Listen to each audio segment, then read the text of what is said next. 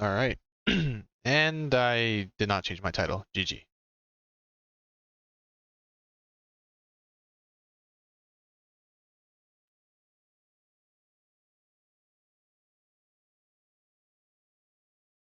Ba-da-ba-ba-da-ba.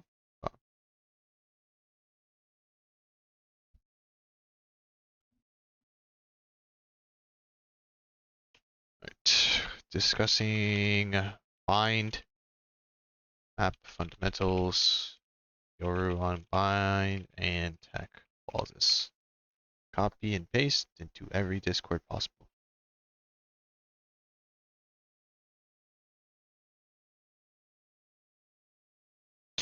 All right. So hopefully my mic works right now. I'm just gonna. Hopefully my mic works. Okay, yeah, that works. All I had to do is listen to it once, but it looks like it works. So, welcome everybody. Today we're going to have an interesting stream. Today we're going to be discussing a topic that not many people, I guess, would consider as a talking point. The first things first that I want to go over, obviously, is attack pauses, because one of the things that I've seen coaches do a lot is, or not coaches do, but rather one of the things I notice coaches take a lot of pride about is their attack pauses, right? A lot of coaches believe that, oh, I had a really good attack pause, and I had, because of my attack pause, I had impact on XYZ team, right? Now,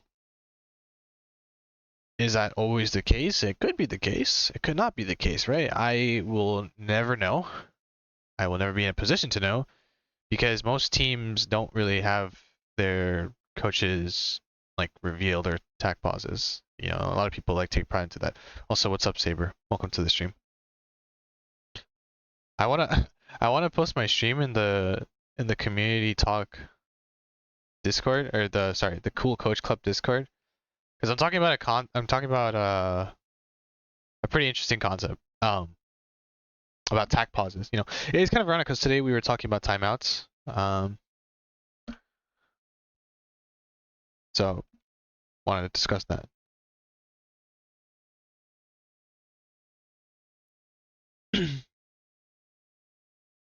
First, let me post this in a couple of other discords, and then I'm also gonna open up a VOD of a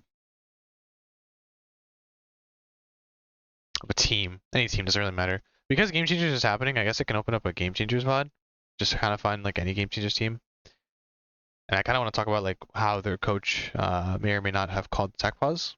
I could be wrong, but I think it's important to realize, like, you know, the things you say in attack pause can actually impact a team's like future. What's up, Cramp Pete? Welcome to the stream, man. Oh, also, I forgot to mention. Ah, fuck! I added some commands recently, from Stream Elements. So if you do slash exclamation point coaching, uh, this will come up. Yeah, this message will come up. I need to add more though, but you know, for now, this is like what I have. Anywho, so I'm going to quickly show display capture. And shouldn't you tell a strat for your team to run and that's it? Yeah. Yeah, that's all you should do. That is all you should do. Totally. No, you should not tell your team to do that. Saber, I know you're just trolling, but like, I mean, you of all people know this. Looking forward to watching this VOD after VCT MEA was finished. You know, I was actually watching So hold on, look, right? Like this is for my second screen. I was literally watching VCT EMEA. Even though it's not showing up right now, I literally was like on it watching Navi versus Carmine Corp. It's a pretty cool match that's happening right now. But hold on a second. Let me post this in one more Discord and then I'm gonna get started completely. Content promo, paste.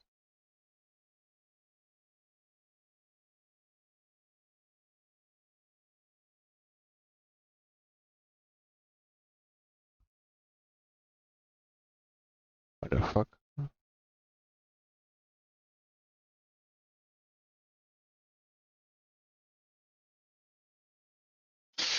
Alright, let's get started. So, the first things first that we're going to talk about is tech pauses. And one of the things that I want to establish about tech pauses is, I'm going to open up VALORANT real quick, is two things. One of the most common ways that people call tech pauses is to win the round. What's up, Teach? Welcome to the stream, man. Right? This is one of the most common ways that people, like, especially like a lot of younger coaches that I've noticed, they'll usually like call attack pause, and usually it's just like, okay, we're gonna do this, we're gonna do this, we're gonna have this, and we're gonna have that, right? Which is normal, right? You know, that's one way to call attack pauses. Um, but I feel like a lot of the times, attack pauses are like misused kind of in certain instances, because the truth is you can do this, like you can call attack pause to win the round. That's okay. But what you essentially want to do when you call attack pause is you actually want to win the game. Which sounds kind of counterintuitive if you think about it, because technically if you want to win the game, you have to essentially win the round.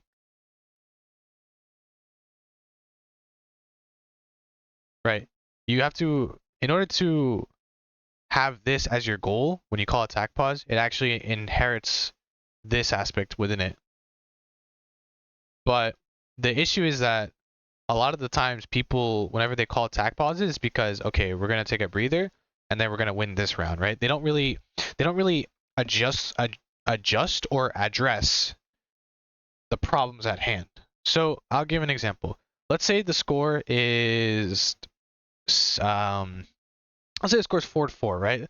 The score line is 4-4, right? And the reason that, let's say this is your team, right? I want to put this in red instead, right? So your enemies have 4 rounds. You have 4 rounds. You won pistol. Oops, that's the wrong color. You won pistol. Second round, and then you won. Let's say you won the bonus, and then you won the fourth, right? You won 4 consecutive rounds in a row, and then after that you lost every single round after that, and let the other team get 4 points, right? Okay, cool. That's a little bit vague. So now we're gonna go into more specifics.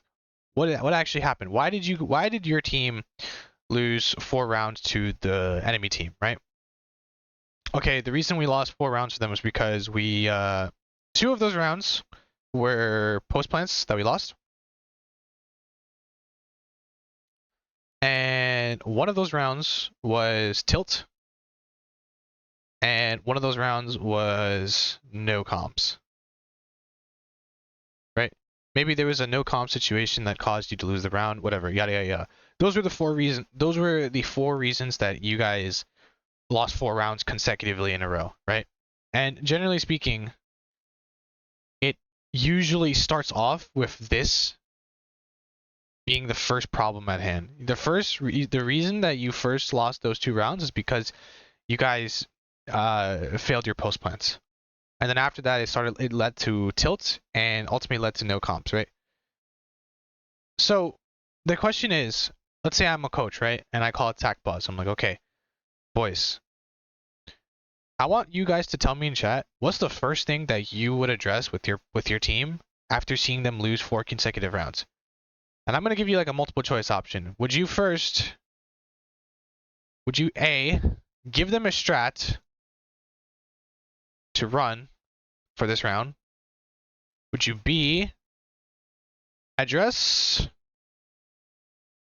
the post plant? I'm gonna label it as PP. Would you C, tell them to relax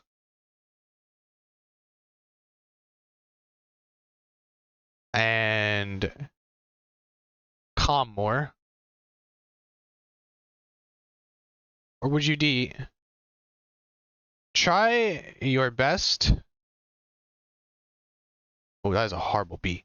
Try your best to fit all 4 in 1 minute.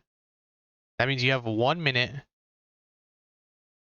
to give them a strat to run. You have 1 minute to address the post plant situation, and you have 1 minute to basically tell them to relax and calm more. Like, you have to fit, for option D, you have to fit literally all of these 3 in this. And so my question to you guys is, rule number 1, never tell anybody to be mad, relax. That's true. But the problem is sometimes you really do have to tell them to stop being mad and relax. But my question to you guys is, what do you guys what do you guys think is the correct choice here, right? If you want me to go back, I'll tell you what happens again. You won 4 rounds in a row. You lost 4 rounds after that. The first 2 rounds you lost was because of post plant. The 3rd round you lost was because of tilt, and the 4th one was because of no comms. What is your option here to do? Would you tell them a strat? Would you address the problem? Would you tell them to relax and calm more? What's your first thought? And I'm gonna tell you right now, when I list it out like this,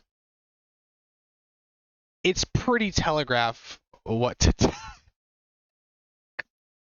You can address B, C, and B together, so you call it tech and get to. Okay, that's fucking hilarious. I like that. That's actually hilarious. Okay, I'm sorry. Yes, that's one option that you can do, right? You can call you can call it tech pause, and you can get all the time to do all these 3 things, right? But the truth is, if you want the correct answer, which isn't necessarily like correct in a sense, it's kind of just like my interpretation of it. It depends on your team. It really depends on your team, because sometimes you'll have a team that, like, I'll start off with number A, right? For A, you'll have a team that, like, has already been working on, let's say, B and C, right? Let's say you have a team that, like, in the moment, like, let's say they lost the 2 post plant rounds.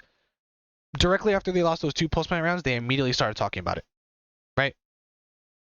They immediately started talking about it, and they're just like, yo, boys, we gotta make sure we are cycling util heaven or something in post plans, or we gotta make sure that we are peeking off each other in our crossfires better, stuff like that, right?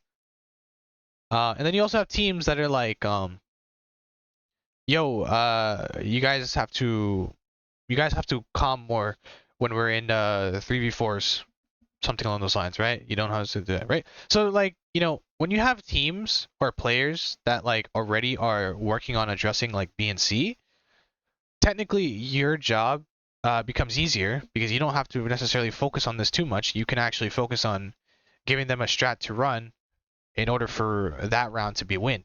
But however, that doesn't mean that you don't address this entirely.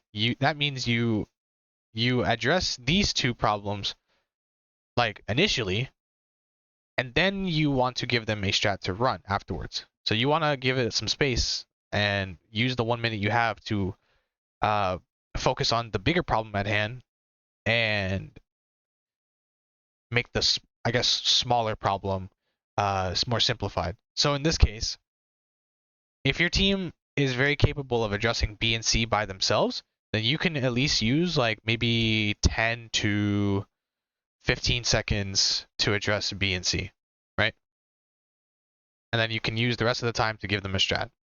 But let's say your team isn't capable of doing that. If your team isn't capable of like talking their problems in the moment, and you as a coach actually need to babysit them, which is it's perfectly fine. That's a normal situation in a lot of teams.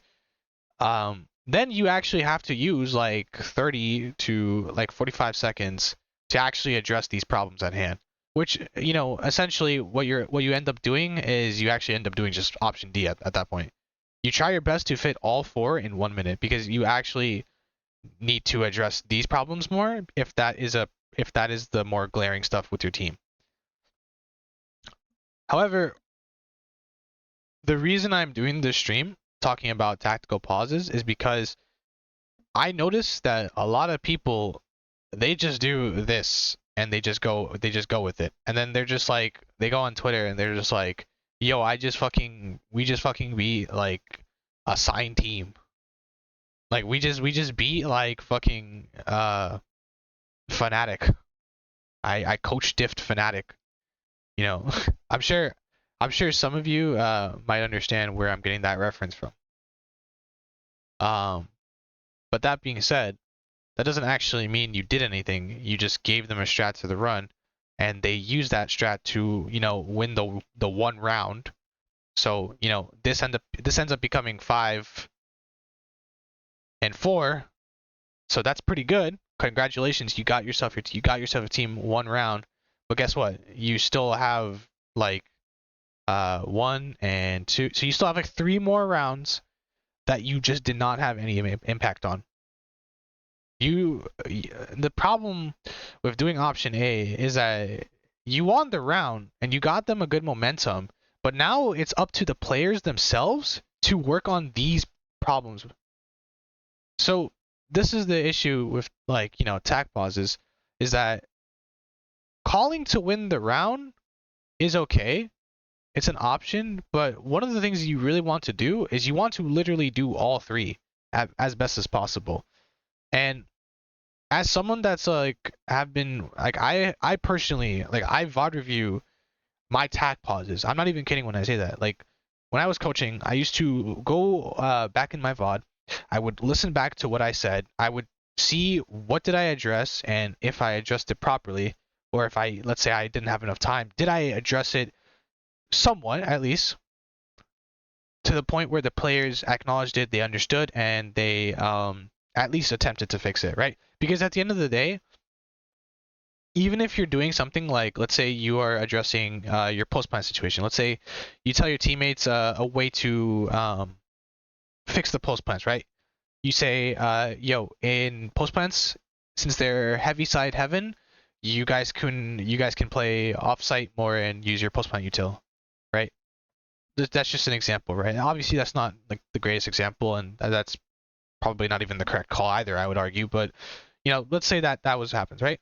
Okay, you address post plant, you addressed a massive skill problem. Assuming you get the bomb down, like let's say your team actually gets spike down, not bomb. Why do I keep saying bomb? Assuming your team gets the spike down, let's say they get spiked down like 3 times in a row, and they lost. Let's say they lost 1, so you get 2 rounds. So now the score goes to 6. It's 6-4. Or no, sorry, it's actually 6-5 at that point. It's 6-5, but you contributed to 2 rounds. You had impact of 2 rounds because you gave an adjustment to how to play post plants. And that's more impactful.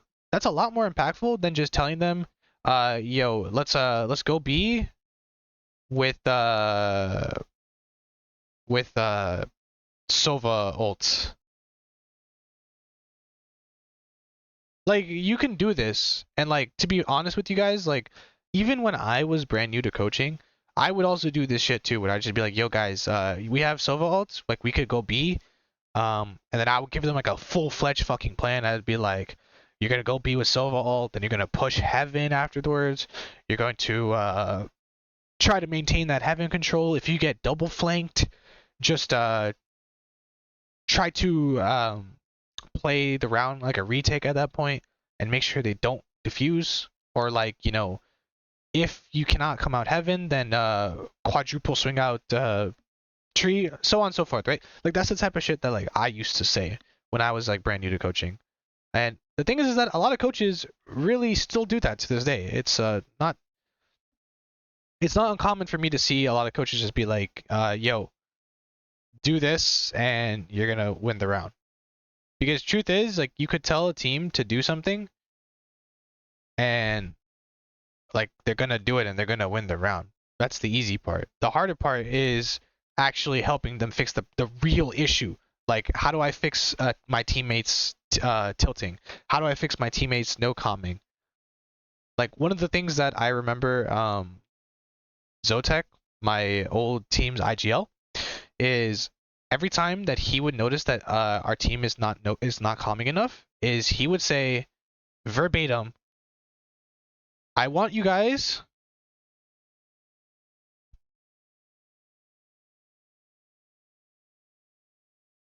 to calm every single thing you do.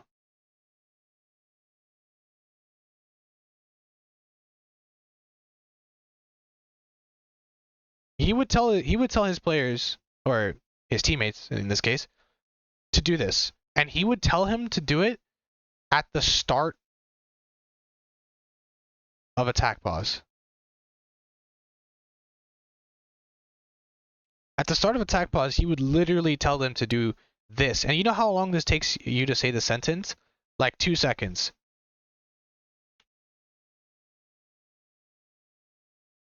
So 60 minus 2, that's literally 58 seconds left that I have to call something when I called attack pause. And so far, this alone helped address one big problem, which could have which something like this contributes to a lot of rounds. This contributes to literally every single round. So let's say it's still 4-4, right? There's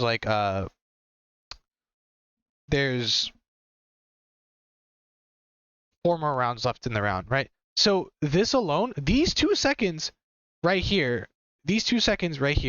just saying at the beginning of attack pause, I want you guys to calm every single thing you do, fixed 4 rounds. So that means as a coach or as a player or as an IGL, whatever, it doesn't fucking matter what role you are in the team. If you said that sentence alone and you know that your team was having troubles with comms, you impacted 4 rounds. You literally had impact for 4 rounds. Versus saying, yo guys, I want you to go B. I want you guys to go B with Sova ult or with KG ult. Like, anybody can say that. I can say that. You can say that. My IGL can say that. My duelist player can say that. My initiator player can say that. My KJ player can say that even. Like, anybody can say that. But saying a strat to run for the round is not going to contribute to winning the game. It's going to lead you to winning the round. And that's the thing about coaches, specifically younger coaches, that I've seen, is they like to call to win the round. And one thing I wanted to do is I wanted to go over like a Game Changers VOD real quick, and I just wanted to see like the way that the coaches call, because back when I was on Gen G, by the way, Pal, thank you for the follow. Welcome to the stream. Back when I was on Gen G, one of the things that I used to do is I used to study the way teams would call attack pauses, because I would notice like, okay, this team defaults like this, they play like this, yada yada yada.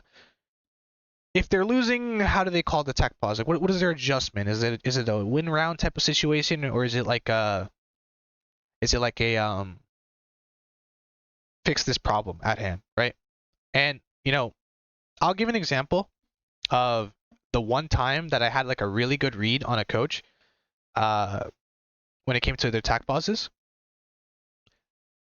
Back when I was on Gen G, I was one of the matches that we lost was against Exet, right? And they had Coach Danimal in the coach slot. I believe he was calling the attack pauses too. I don't know if like the assistant coach had impact or not, but during the time I remember Coach Danimal and his attack pause when we called it was, I want you guys to wait and spawn for 50 seconds.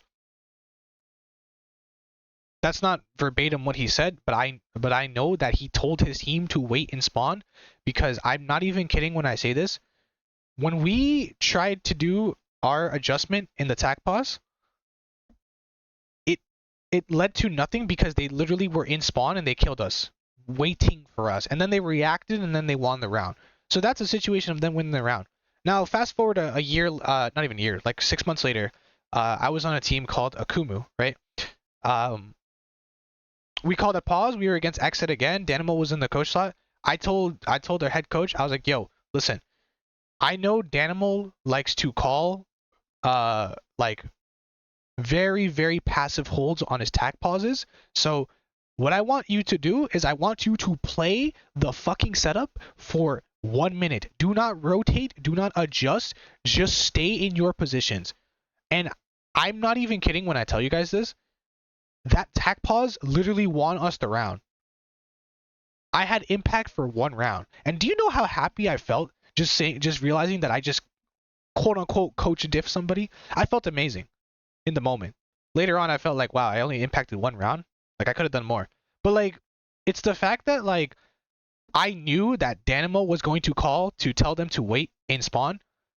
I had that read from 6 months ago, and I was like, yo, he's gonna do this shit again, okay? Because like not many people like IGLs especially, they don't really like to change their style too much, right? That's not how teams like to play the game. So I was like, okay, yo, he's gonna call it to wait and spawn. I want you guys to stay in your setups. And they did that, and then they won the round, and I was like cocksucking myself. I'm like, yes, I just coached to somebody, but that's not really how it is, right? What are you teaching me? Welcome to the stream, Suya, by the way. Uh, we're talking about like tag pauses and like how to address them. Like what do you talk about? So earlier I gave a multiple choice of like what should you say in attack pause, and the options were: for A, you choose a strat to play to win the round. For B, you choose a problem at hand to fix. For C, you choose to talk about comms and energy, and like telling people to like relax, because like nerves get to players every now and then in matches. And then D was all of the above. And what I said was technically D would be the correct answer, but realistically it depends on the team, because sometimes you'll have those players that like will actually address the problem way before that you need to. Yeah, it's situational, because like sometimes like your team is already pretty good.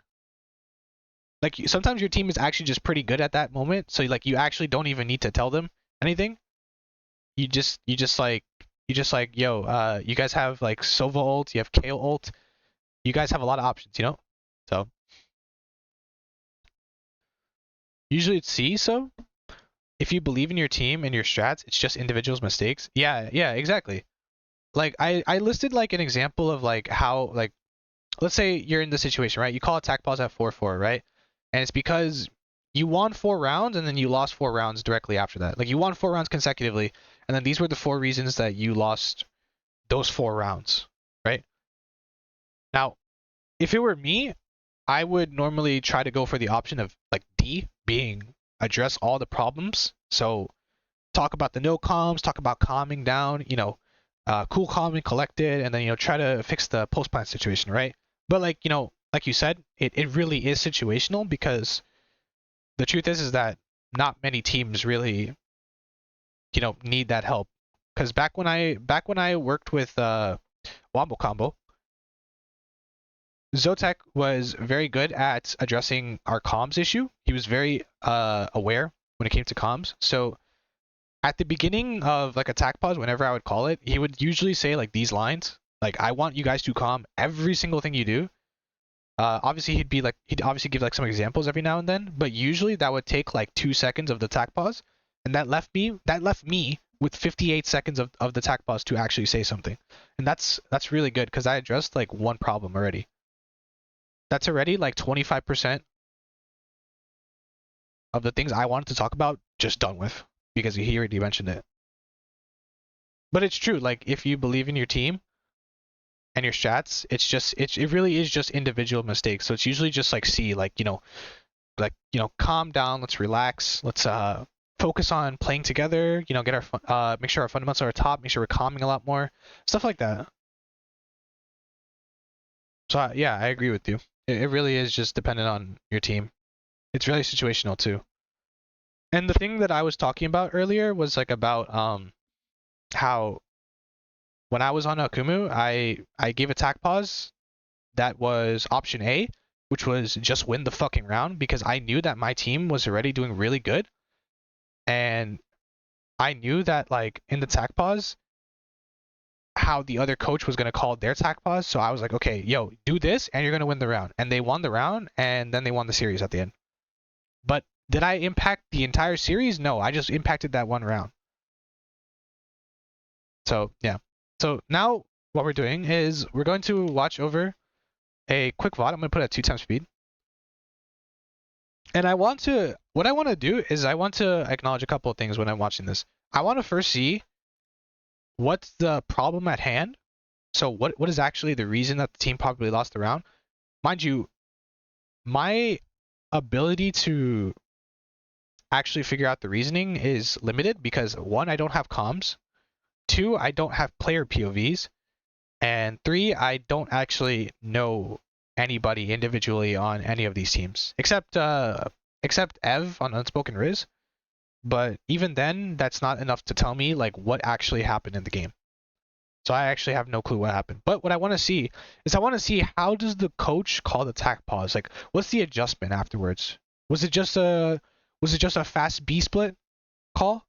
Because there are coaches that do that in game changers, and that's okay. But is that the only option you have? Probably not.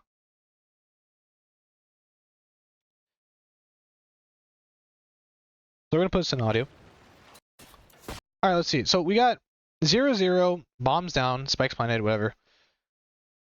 You have 1-1v1 here, 1-1v1 here, 1-1v1 here, 1-1v1 here. It's a 4v5, whatever.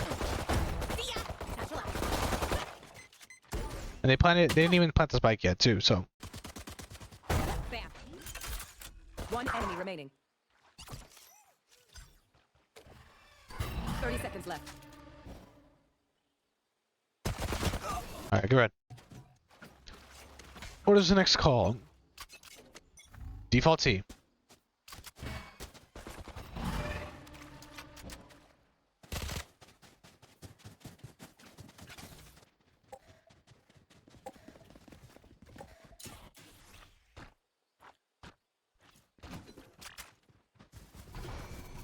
They pivoted A. Why is Fade alone in tree? Spike planted. I don't think so.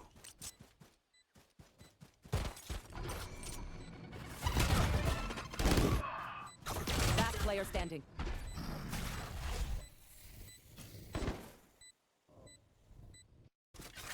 Okay, 2 rounds 1.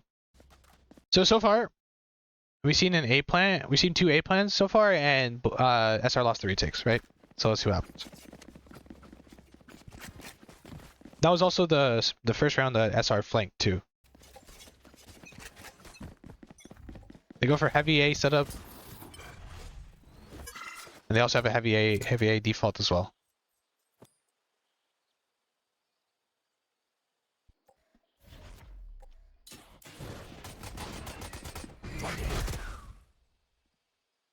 All right, cool. They maintain the A space, so now they cannot plant A at all. So this is the one round that they're probably not going to go A. They go B. They lose to spam. Spike down B. They didn't lose the round yet, but it's pretty evident they're going to lose this round. I'm just going to skip forward.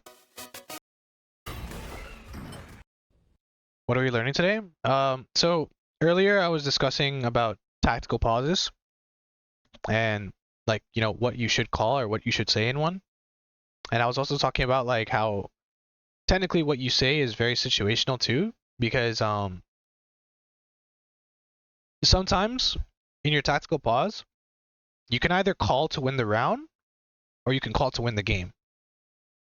I'll just like show this screenshot right here, where you win 4 rounds. This is your team, the other team, then the other team wins 4 rounds after that, and then these were the 4 reasons you lost the round.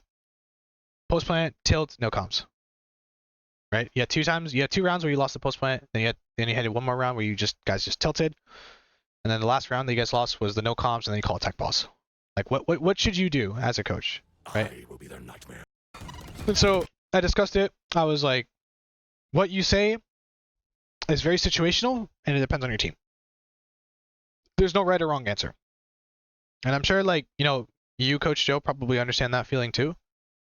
Because, like, you've coached, like, multiple teams with multiple different types of players. And I'm sure, like, since you work with complexity now, I'm sure you've been in a position where you're like you've seen like Sloth call something and you're like, well, I would have said something differently, right? Like, I'm just positive that you've been in that position where you're just like, well, I probably would have said something differently. I probably would have said maybe this instead. And like, that's normal. That's obviously a trait that every coach has. Like, every coach views things differently. Like, I'll give an example. The old Team Basilisk coach, because I worked with you just don't say that loud, exactly. And that's perfectly okay. It's not to blame anybody, it's more just like that's how the way it works. Yeah, you just message him, right? But like, I'll give an example.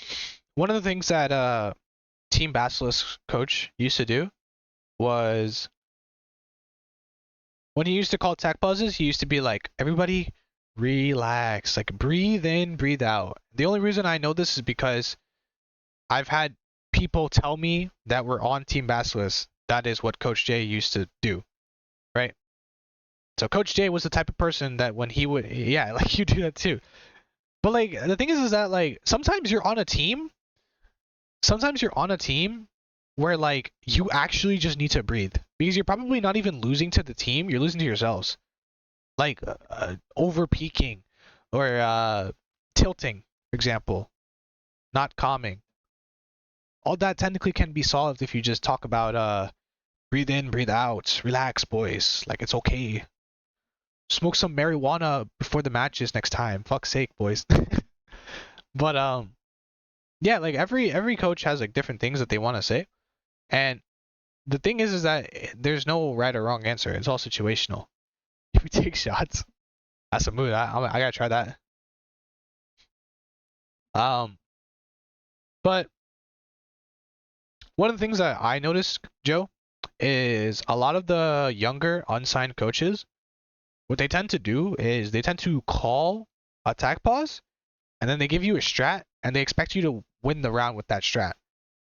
And I was talking about like the impact that you as a coach have from calling that attack pause, and I basically said that you impacted a 1 round deficit of the entire rounds left. Now, mind you, Joe, I also gave an example of when I was on Akumu and we beat Exet. I remember making a post on Twitter where I was like, back on Gen G, I lost to Exet and I lost to Danimal in the adjustments when it came to attack pauses. And then I was like, but this time I won the adjustments. GG 2-1 Exit. And I was like so happy about myself. But then when I actually like reviewed over the attack pauses and like what Troll said, because I was helping Troll with the attack pauses. One of my attack pauses was like, I told them, I was like, yo, we're gonna win this fucking round. I want you guys to get in your defense setups, and I don't want any overextension. I don't want any rotations whatsoever, because I knew that the way Danimal was calling that attack pause was he was gonna tell his team to wait and spawn for more than 30 seconds. And the reason I knew that is because Danimal did that shit to me when I was on Gen G. He did that shit where he told his team to wait and spawn on Pearl for more than 50 seconds. And I sat there in disgust after I saw Gen G lose that round. And so when we were on Pearl against Exet on Akumu, I was like, yo, play the fucking setups. Do not rotate. Do not push. I want you guys to hold until you see someone. And the moment you see someone, then you fucking shoot, then you leave. Okay? And they did that and they won the round. And I was so happy. But like when I look back at that specific map alone, I realized that tac pause I only impacted one round. And that's okay because we weren't really getting shit on that map. It was just like a, you know, a situation where it's like we were like tied up like 4-4 I think it was. I don't remember. It was a long time ago, but I was so excited. I was so happy. Like, yes, we beat X set. I won the adjustments, but then I look back at it, I'm like, did I really win the adjustments? No, not really. I just impacted one round. In my other tac pauses, I was like, okay, yeah, I did pretty good. I was like, I did pretty good. Like, you know, I had like some more long-term impacts. Like I addressed post plans, how to win them better against these types of teams. And sometimes it was not post plan. Sometimes it was like, hey, when we're defaulting towards A, instead of using harbor wall, you can use a fade eye or some shit like that, right? Other times those would be my attack pauses. But you know, it changes. It's situational, and every now and then it depends on the team. Sometimes you really do have to tell them, yo, boys, let's all cool down and just, you know, relax. The only time I've ever called a play was to beat Turtle Troops on Haven when we were up 14-13. I like had the winning call in my head. My question for you is, did you win that round? I'm really curious about that. Because actually that's another thing too. Overtime tac pauses are very hard.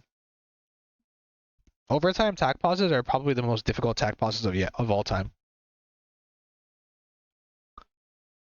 Those play perfectly? Alright, bet. That's what we like to hear.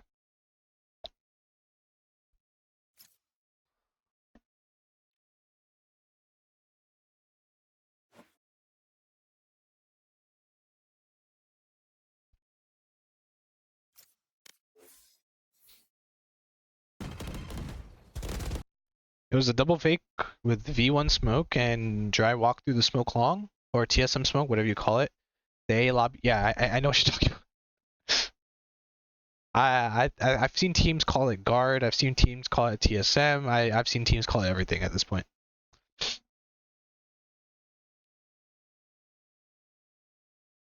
But yeah, that's like a situation too where it's like when you're in a overtime, you know, saying things like calling to win the round is like understandable. But also saying things like, yo, you can do this whenever you're in these situations, like also is pretty helpful too. That's why I hate calling tac pauses in overtime, because like sometimes it really is just like, yo, fucking win the round, please. Because like, you know, it's maybe your team sucks at offense or like on attack side, but then your team on defense is like literally like God's gift. So then you call attack pause and you're like, yo, on attack, I want you guys to fast A or some shit like that, and it just works. And then you guys win defense and you win the game. You're just like, yes, I just fucking won I did it. I won the game. Woohoo, whoop-de-doo. But also, the reason I have this VOD open to quickly address something is because I wanted to go over this, and I wanted to see like what did either team do after the attack pause. I wanted to see like what was addressed. Like did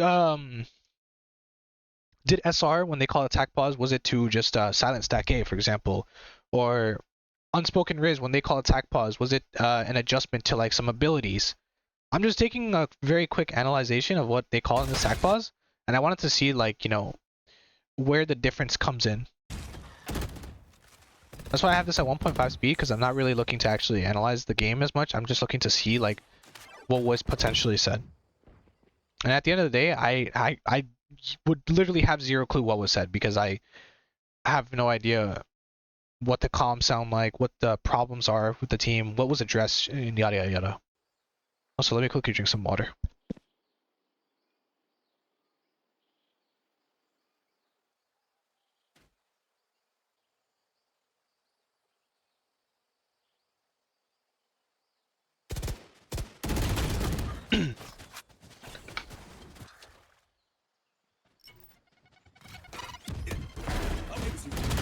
One enemy remaining. One enemy remaining. Three, ultimate ready. Alright, so that's 2 rounds that Unspoken Riz have lost going B and C. Does that make sense? That's 2 rounds that Unspoken Riz have lost. They went B and they lost the round post plant. Not even post plant, they didn't even get the bomb down. And C, they also didn't get the bomb down. Why are we jiggling that angle? What the fuck are you asking to die? I wasn't even noticing that. I'm unironically gonna send this bot to you know who. Alright, Saber, be my guest. I know who you're talking about, that's why I'm like, okay. Right there. Alright, they got A control, technically free. They walled A, they're looking to this plate. Oh shit, Sonder just shit on your fish, fear me. Spike down A. One enemy remaining. Oh, okay. Tsubui 3k. Let's see what happened here. Was it 3 1v1s? 1 1v1, 2 1v1s. Spike down A. One It's an eco too, I just noticed that. remaining.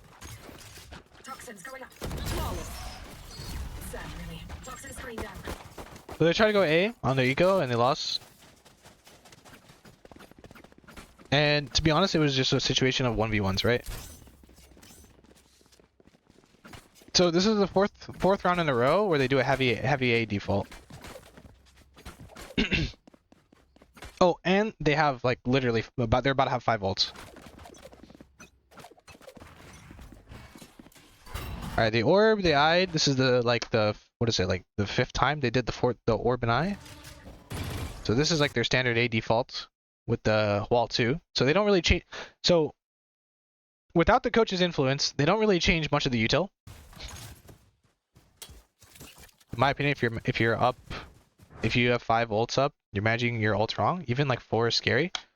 Yes, but actually the other night we had Coach Drew and Zotek in voice chat in the Cool Coach Discord, and one of the things that they said was one of the things that they do whenever they see their teams have like multiple ults.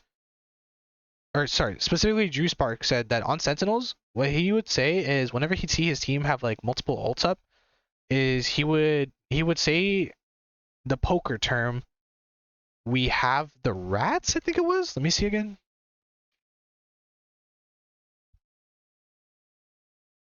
Hold on, let me find it. We have the nuts. We have the nuts. Which basically means like you have like a full stack that you're ready to win the game in poker, right? I don't know the specifics of it because I don't play poker, but like the understanding is that like when you have like a situation where you have like multiple ults, Drew Spark would say we have the nuts. Yeah, I would assume you know what that means because I don't. I don't play poker, so. But yeah, like, you know, even having like 4, yeah, it's scary. But you know, if I was like, yeah, you want to bluff them a little, get them to throw more money in. Yeah. So like if I was like a player, if I was an IGL and I see my team have 4 ults, I'd be like, yo guys or yo girls, we have the nuts. We have the nuts. Let's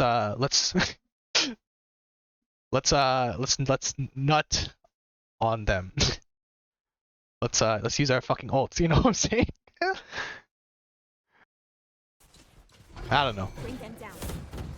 They do the same fucking wall. This is like the what is it, like 5th time they try to go A? Wait, no, this is only 5 rounds. Dude. It's not the 5th time. This is like the 4th time they try to go A.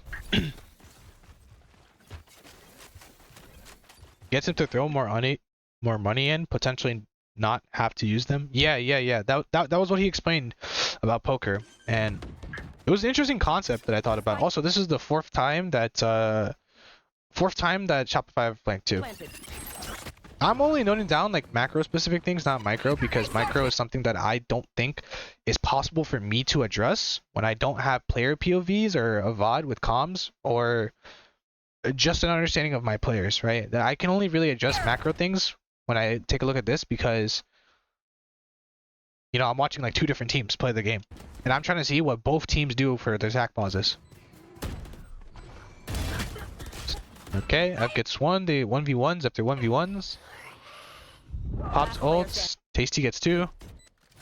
And Tsubui is left in a retake by herself. What the hell was Tsubui doing the entire time?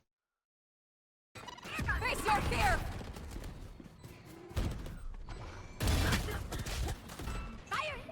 No, Tsubui was like literally getting hard pressured for no reason. Like by util alone. Last player standing. Boys in order mini. Alright, cool. No tac pause yet. Alright, cool. Now we have a heavy C default. This is the second time that I've seen a heavy C default. Boys in order mini. And also, this is the second time I've seen a heavy C stack from these three players. Usually I see a 2-1-2, but this time we have a 3-0-1, 3-0-2.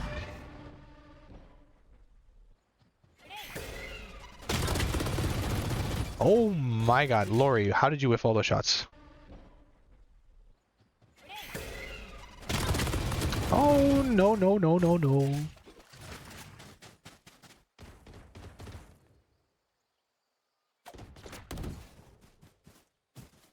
Oh, this is interesting. This is like the first time that Shibuya has pushed up A like this. Oh, one thing I forgot to notice too. Every time Unspoken Riz defaults, they always 4-1. They don't really have players consistently holding areas like these, so that's why it has been very easily accessible for Shopify to flank every single round. Well, not every single round, but like very consistently. Like even taking space like this is already a lot of pressure, and that's not a case of Shopify being better. That's a case of Unspoken Riz not properly having the right people in the areas. Do you think that Omen Blind coming from there is more value than throwing the one from sight to get an extra gun to swing? Omen Blind defense feels a little better from Waterfall, but one less gun swinging. Okay, that's a good question. Not related to what we're talking about, but I do want to address that. Fuck. Okay, let me open another Val plan. So the thing about Omen Blind on a map like Lotus, especially towards C, because that's where like people like commonly play Omens, is one thing that people do is they'll blind from here, right? And usually they'll have like two people here. Let's assume that it's like a chamber and a sky, right? Assuming this is the case, what you have right here is you have these lanes covered. Like you have the full area covered because you have Omen that can do all of this lane, and then you have Sky that does all of this lane, right? Now your question is, what about Omen having here, right? Okay, Omen can blind if we're considering where the barrier is, which is like basically right here. Where can Omen blind? Omen can blind the choke entirely and this lane, but then that means that this entire lane is clear. So what can we do to deal with this lane is the question. Can you throw a sky flash? Probably not. You might blind your teammates if you throw a sky flash. Like smoke the choke first? Okay, so if that's the case, then let's do this. You would say put the Omen like a little bit back, so like right here. Is this a decent area? And then you would do like something like this.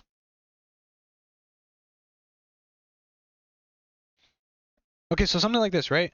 And then, you know what, for sake of consistency, let's bring the actual comp that we were actually like seeing. So there was like these 3A, right?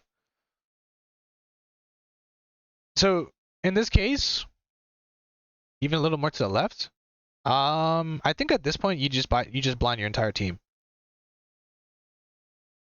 Well, that's not true.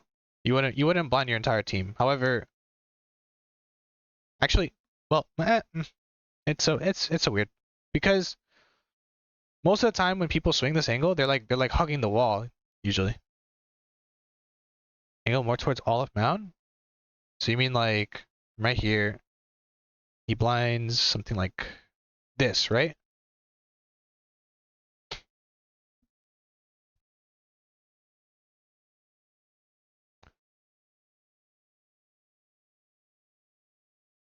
So you have Omen right here, he blinds like this, and then you have like the raise here. I guess if we're keeping for the sake of consistency, you have the Omen blind and you have the Sky Flash.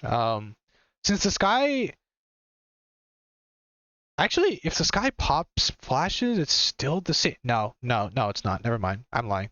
So you would actually have to have the Sky right here throwing a pop flash like towards this direction and like up in the air, and then you would have like the raise nade come out, then technically all three of them can swing out at the same time. Yeah, you can do that.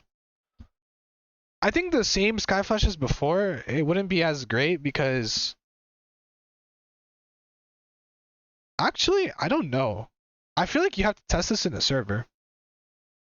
On VALORANT, it looks like you can do it like this way and this way. But I feel like this is something that you literally have to test in the server. And I'm not gonna lie. Assuming we do, like, you have tested on this on the server, then you're still gonna have these two take first contact. And Omen blind, or Omen specifically, he's gonna swing. But by the time he swings, I do think that the players here would probably be dead, and then the other players will probably be in the smoke by then. Oh, you have? Oh, that's even better. Yeah, it's pretty good. I just don't think, for sake of timing, your Omen would be able to swing and get value. Just for sake of timing.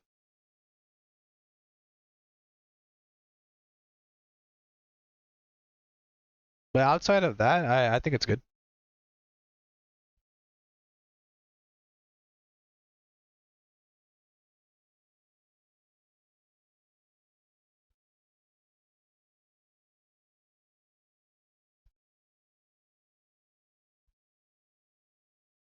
I guess also for consistency's sake, like having an Omen right here, and let's assume that like these players aren't dead, right? Let's assume they're still alive. A 3v2 should always be in your favor. So you know what? It's actually a lot. It is technically better to have Omen here.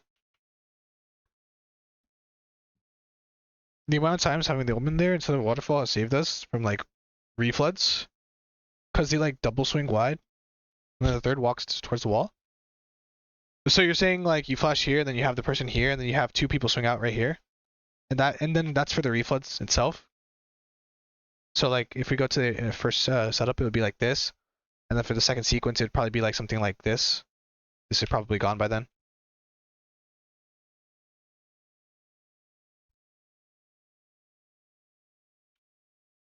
So 1 and then 2.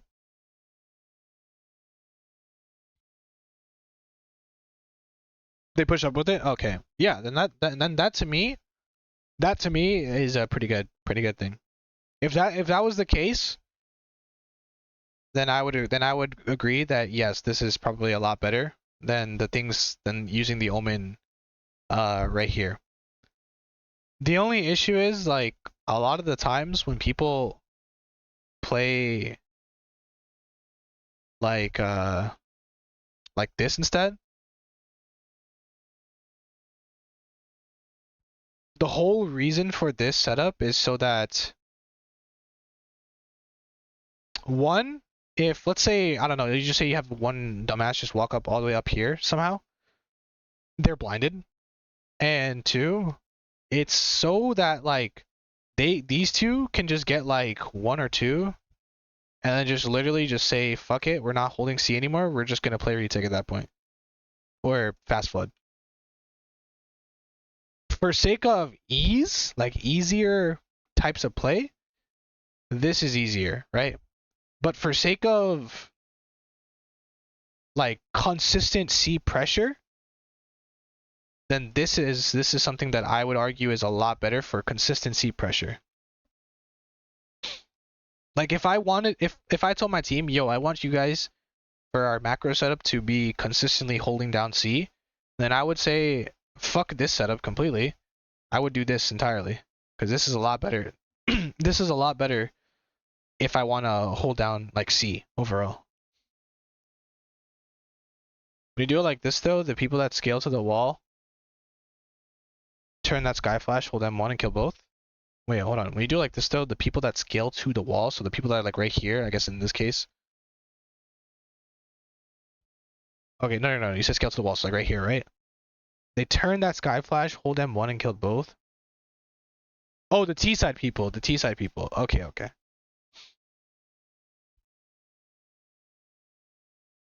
Also, welcome Envy to the stream.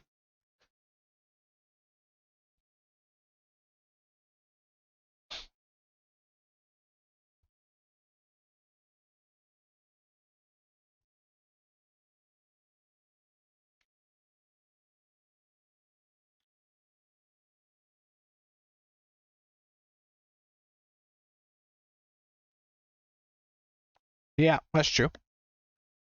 That's true. I agree. That's actually why whenever you see C fights with this setup entirely, you usually see like it's like a 50-50 on who wins because it's actually boils down to did the team turn did the team turn the flash or did the team just spray and actually get like the best kills of their life. It's not even 50-50. It should be like 60-40, but like it is actually incredibly annoying to see how like seesawing this could be because like one side could win one round, the other side can win another round, and it's literally the exact same setup and the exact same util. But the only reason why this side won probably is because they just did something stupid that made them win their favor, or they literally just played it better. You never know. And it's a 4v2 in tier 3 because people only 4-1. That's true. That's very true. Are we gonna grab Steam's lunch? Alright, go for it. Oh, you're at the what's it called? You're at the fucking facility? You're at the complexity facility?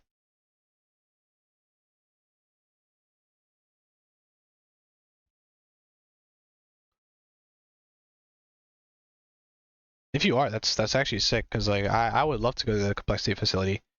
Bro, every pro team has been at the complexity facility. Except Genji. Genji hasn't been there yet. I don't know why.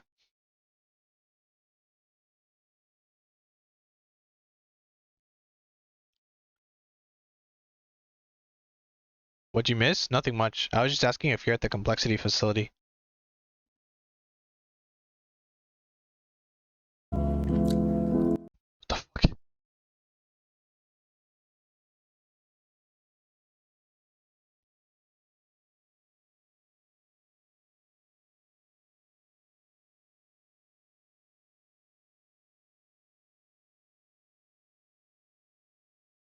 He's fucking sick? That's actually great to hear. Did you guys feel well? Dude, must be nice. Must be nice. When I got signed to Genji, I didn't even get offered the boot camp.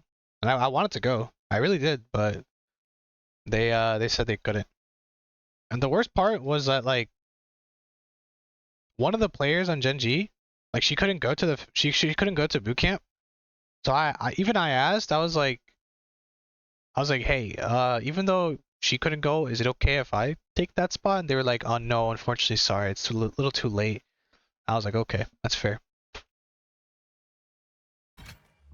Here. I don't know if I would if I didn't live there. If I didn't live here, oh. Oh yeah, because it's in Texas, right? Yeah. Wave crashing.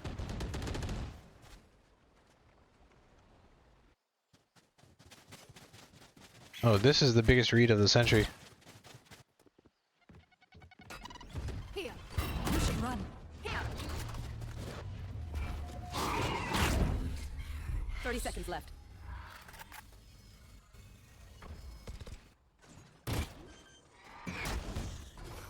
Spike planted. One enemy remaining. Last player standing. I live 45 minutes away from the facility. Jesus, must be nice. I don't know. I feel like sometimes I like question my like being signed to Gen G because like when a lot of teams like or like when a lot of players and coaching staff get signed to like orgs, they usually get like we're talking like merch. They get you know, obviously they get a contract. They get merch, they get a facility, they get the experience to connect with the other staff too, yada yada yada, list goes on, right?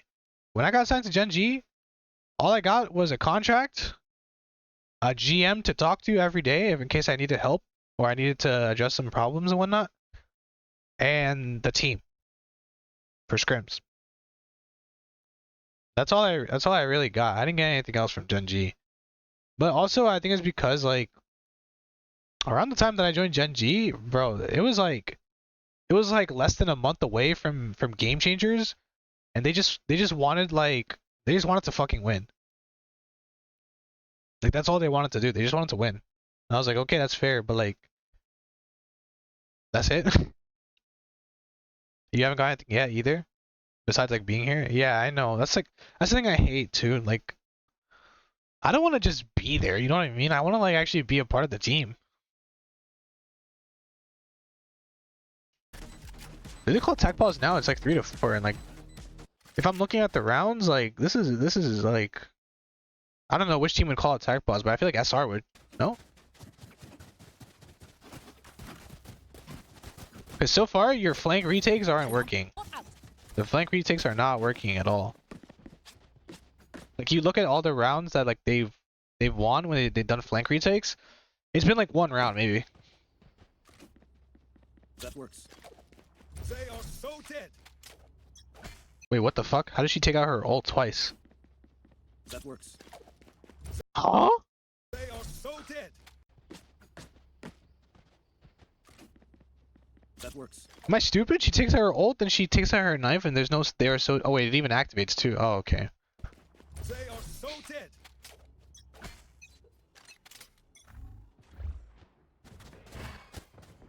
All right, heavy C stack default, and they also go for heavy A pressure. Don't get in my way. Ult goes down. Oh, I remember this round. They actually ended up just going A and winning the round. Because they're like, oh no, actually no, I lied. They Unspoken Risk doesn't even win this round. They go 4 to 4.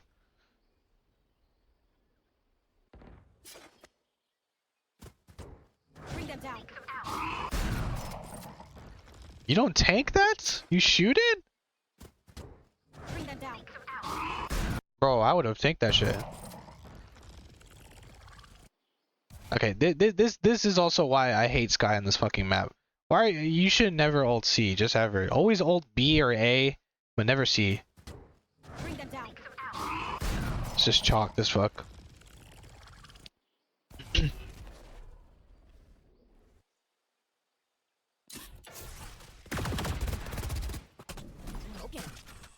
I suggest you move.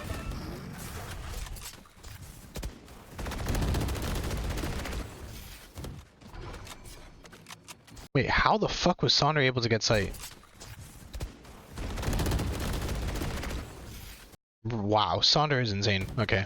She just jumped across, like no big deal. We'll catch them. 30 seconds left. Welcome to my Spike planted. world. Okay, this time they're not flank retaking. Wait, did Unspoken Risk lose this round? I don't even now I don't even remember.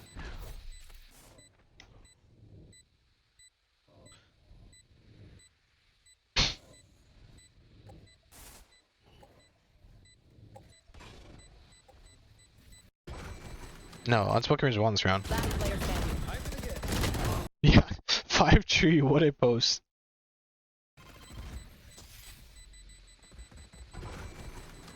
Last player standing. I'm gonna get.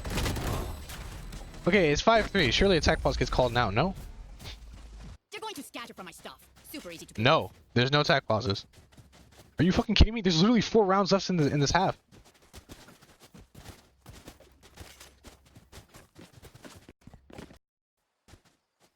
What do we have here?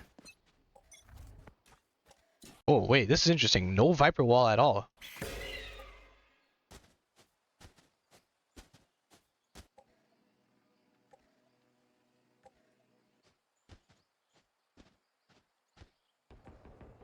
Oh!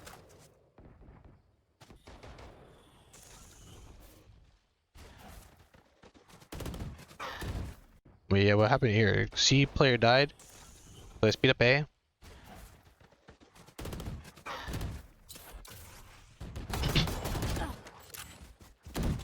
They go C, no? Or B? Yeah, they go B.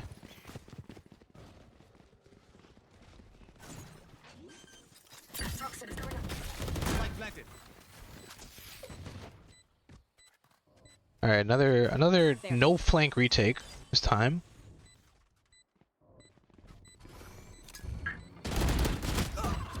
Nice try. Satchel up. One enemy remaining. They just win this round, right? Okay, okay, finally. Tech pause. Tech pause, tech pause, tech pause. Let's go. Okay, so let's see. I already listed like a bunch of instances. Rob Wiz calls tech pause, right? His team is literally just losing retakes, right? Every single round that SR have lost have been a bomb goes down, we can't fucking retake. They've retaken B, they've retaken C, they haven't retaken A at all. And this is the one round that they failed to retake B. So what is the fix here? I'm curious. Do they talk about the do they talk about the post plan situation? Is it just going to be a heavy strat that's just provided? Is it going to be a calm down, let's play our game and shit like that? Maybe there's a difference in util. I will have to see. I don't know what he's going to say, and I'm not going to guess what he's going to say either. I'm just going to see and play the round and see how it works. What do we have here? We have a heavy A setup, the same heavy A setup that we've been having pretty much the entire time. The same util comes out, you have the same people in the same positions. Nothing has changed from the initial start. So it looks like nothing has fucking changed. Literally nothing has fucking changed. So okay, so what I can tell from this alone is Rob Wiz decided not to go for the A strat or the A option, which was fucking run a strat. And from the looks of things, Unspoken Riz didn't either, because nothing changed from either team. Now, this time only a orb was thrown. Was there any eye or dog? Tear them down. The same Viper Wall, same orb, Sky Flash, TP on there, everything same so far. Now they're walking on B, okay.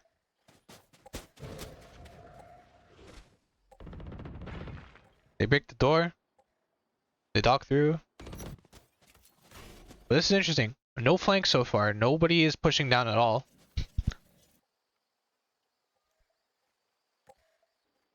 Because usually in the first 30 seconds of the round, like, somebody was fucking pushing down. Doesn't matter which side it was.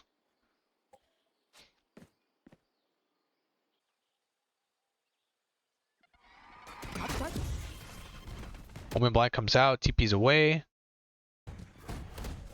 Now the retake comes through. You should run. And they're trying to fake B control? What the fuck? Oh wait, no, they're taking B control.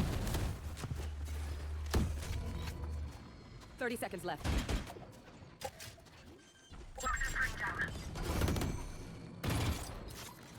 Oh. That nade is so late? Which nade?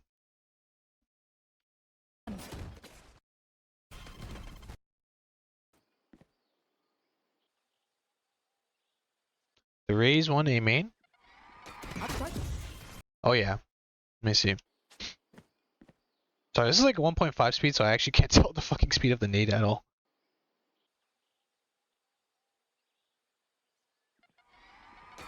Oh, it's roughly the same actually. Oh, from defense! Oh yeah, that's fucking late. Wait, yeah, that is incredibly late. What the fuck? You should run.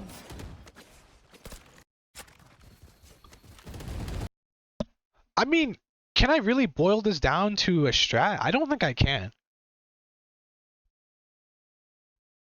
Yeah, no, that's very true, Joe. Like, they literally could have, like, held that control the entire time.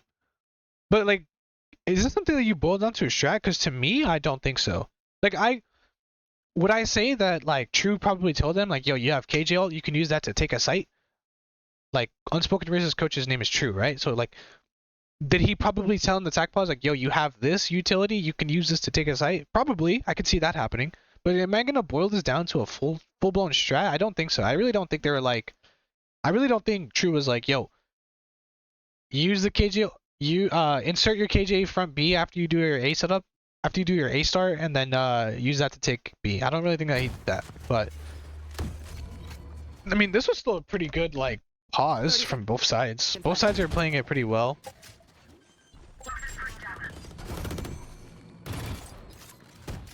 She should have shot her molly here too.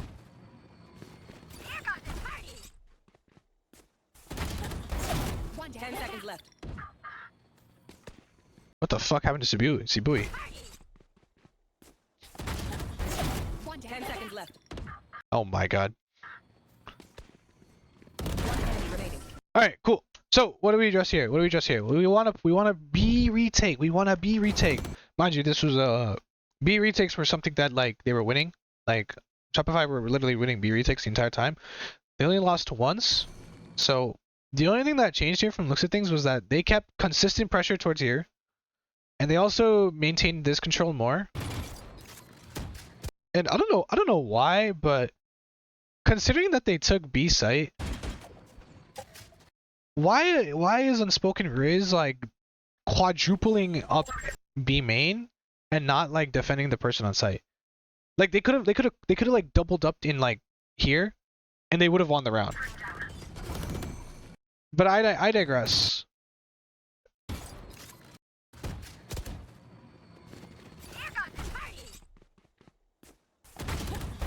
One 10 seconds left.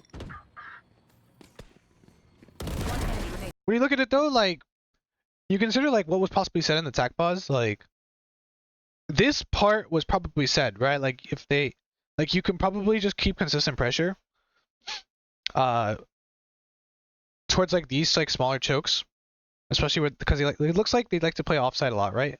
So I would apologize. that was probably said. But what else was probably said was like, you know, the retakes are bad. We need to make sure that like we are doubling up and we're applying consistent pressure. Because like you look at it, when you look at it, like Sonder peeked here and got a kill on the spike planter with KP, and then Sibui was applying pressure with Chamber here, and then she also applied pressure by herself too. So that's also pretty good.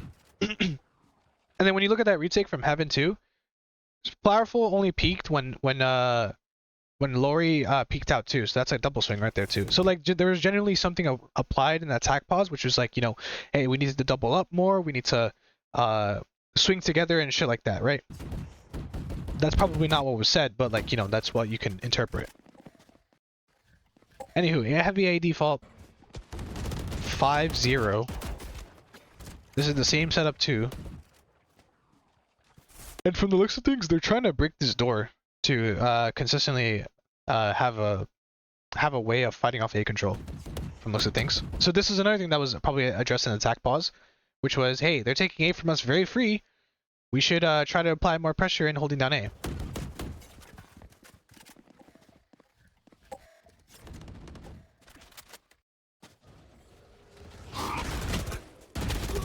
Ayah. Where was Sibui? Where was Sibui? Oh no. Sibui baiting. Here. Why are you looking back? What are we looking back for?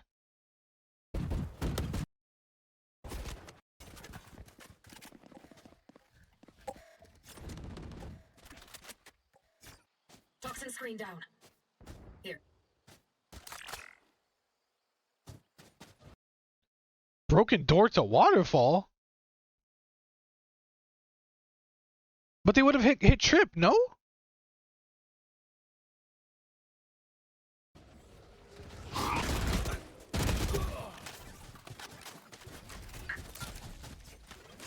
I don't know, honestly. What the fuck is this?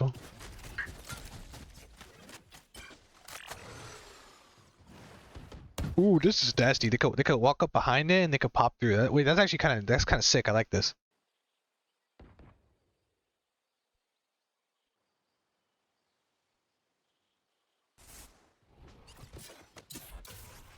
Thirty seconds left.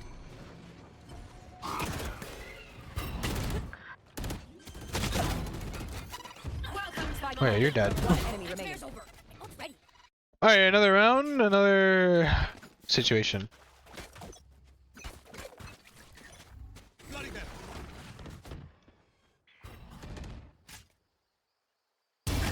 Oh my god, oh my god, what the fuck?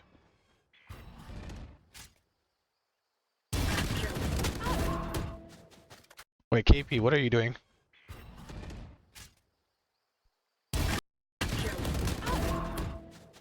Oh, does she not have guns? Oh, she has sheriff. That's why.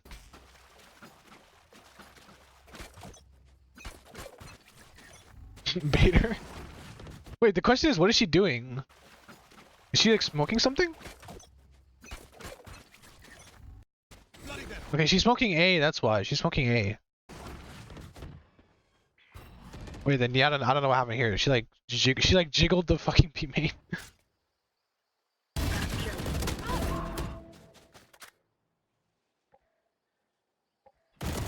Oh no, you gotta get yours though. Ball coming back.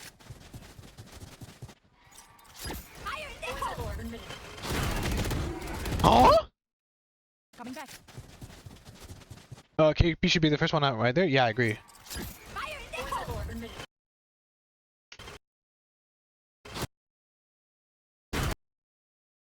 What the? What did?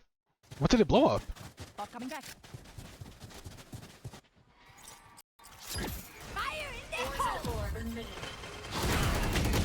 No, it didn't hit the prowler. It went through her. Ball coming back. Wait, no, I'm slowing it down like fucking 0.5 speed. I need to see what happened here.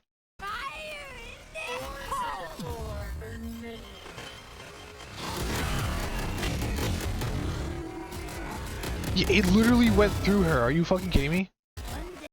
Oh, I have the glitch now where I get this thing on my... Wait, no, it literally disappeared.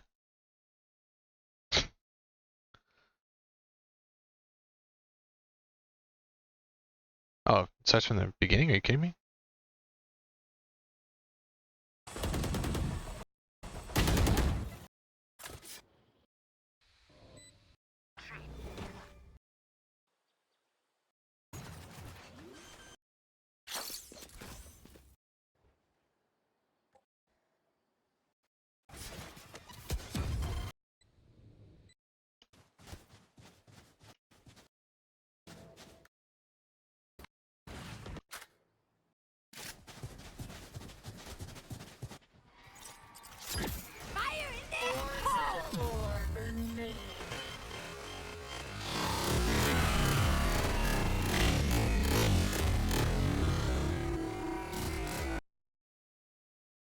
I'm sorry. Where did it go?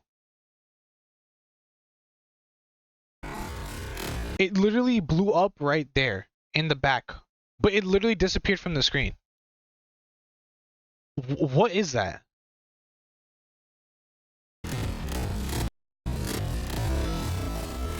I mean, Ev still gets to kill. Holy fuck.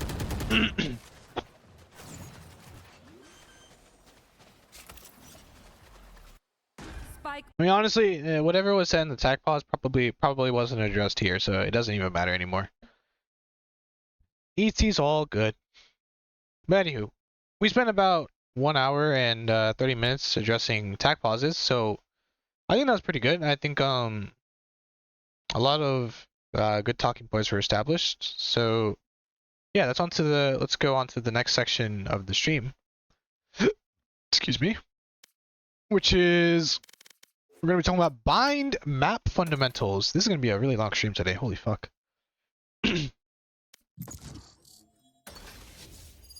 And one of the things I wanted to talk about also was Yoru on this map.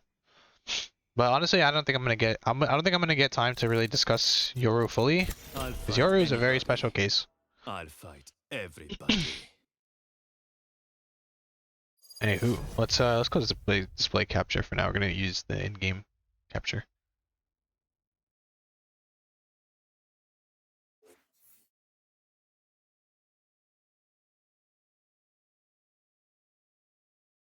Anything to not watch If they Navi keep versus stealing our KC? Reaganite, How I'll bad have to are take they it looking right now? personally.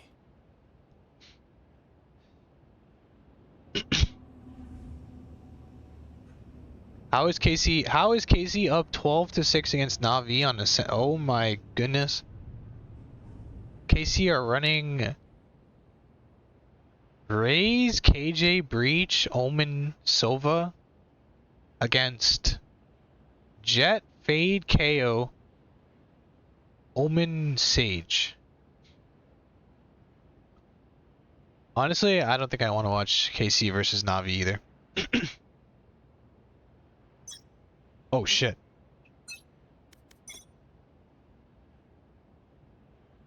My ult's ready.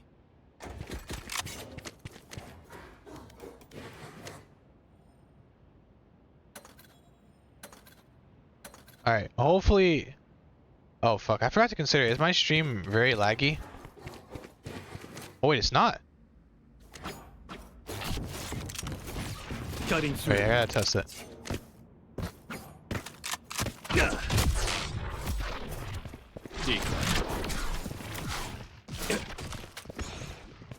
Oh shit, wait, we actually have a nice 1080p stream for once?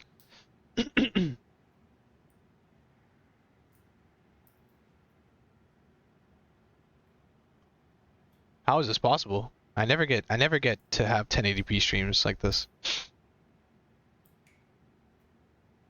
What are my settings on? Hold on, let me see this. Oh, that's why I'm on wait, I'm on CPU encoding and I'm still getting 300 frames? Oh wait, no, hold on. I'm in a custom game, that's why. Never mind. Alright, never mind. It doesn't matter. Also, I wanna go over that that clip of the Raze ult real quick. I'm gonna quickly turn off my audio so you don't hear the game real quick. I just wanna watch it over.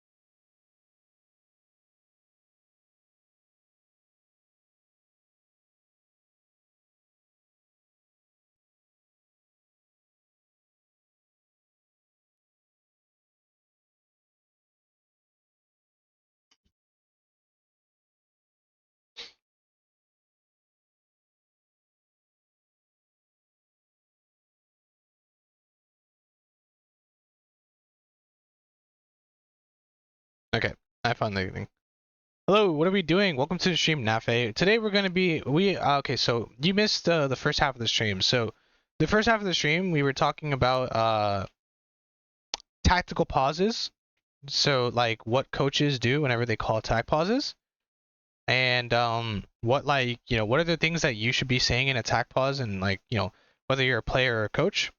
And we kind of addressed that what you say is very situational, and it really depends on what your team actually needs in the moment. Now what we're going to be talking about, we're going to be talking about bind map fundamentals.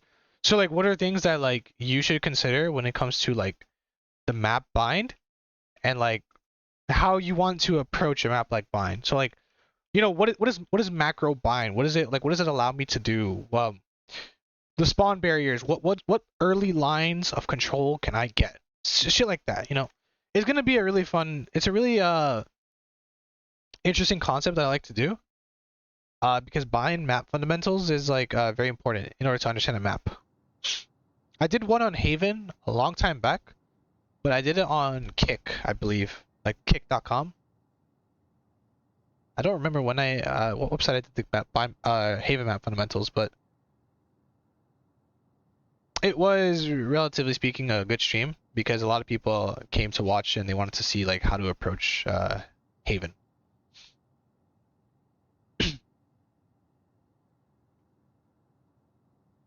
Yeah, a lot of people don't really know too much about macro. Also, let me see this clip that you sent. I just want to quickly open up. You can see the stall trying to come in. It denies a little bit of it, and actually look at the time, 10 seconds. If XMS can just be... Oh boy, this looks like a game and a half. Let's watch this. Display capture, and let's watch. You can see the stall You're fucking it's just dot as the title. trying to Look come. at Angel on the minimap. Okay, Angel, that's XMS. Whoops. Where's Angel? Angel is right here with the spike. He has omen ult. Come in. It denies a little bit of it, and actually look at the time, 10 seconds. If XMS can just be a nuisance, be a problem, this could be big. Did he get cancelled? Trying to get towards site, now they swing, and they fall. But they've Shit, denied the- in they've quick denied the succession. TP. There's no time, he can't get away. Angel tried to TP on midway through this execute, and it gets denied. Run it back for us, I want to see that if we can. Are you kidding You me? can see the stall trying to come in. It Wait, why did he try to do all that? denies a little bit of it, and actually look at the time, 10 seconds. Wait, why did... Okay, real question is, why did he TP here and not just the fucking default plant spot? If XMS can just be a nuisance, be a problem, this Dude, XMS had like... He literally had the luckiest spray of his life. I'm sorry. Moving while spraying and gets a headshot on Angel? That's actually crazy. That is crazy to me. That is insane. Anyways, yeah, look, I found the Haven map fundamentals. Why does it say ex-pro coach discussing Haven? What is wrong with me?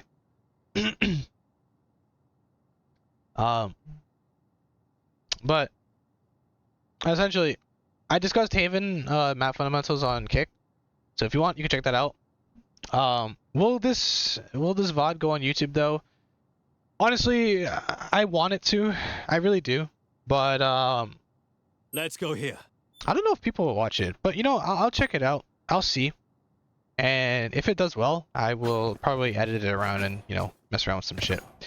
Anywho, let me take a sip of water and let's get started.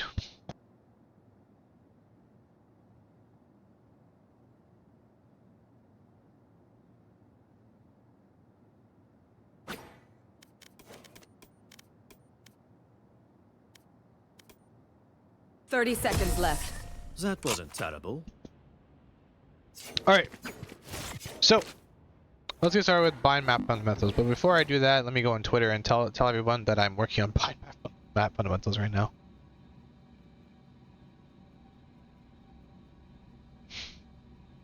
Starting my bind map fundamentals talk on stream now. Hop in if you want to learn the map without agent influences.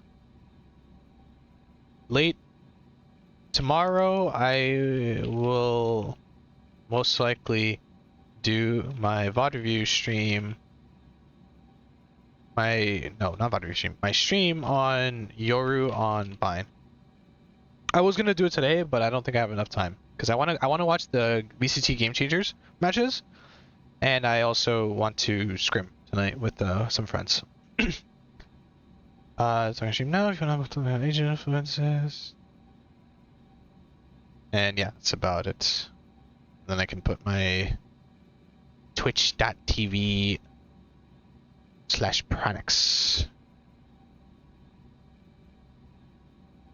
Okie dokie. Okay, so Woohoojin, I actually have seen a couple of his videos. He's pretty good. He's actually pretty good.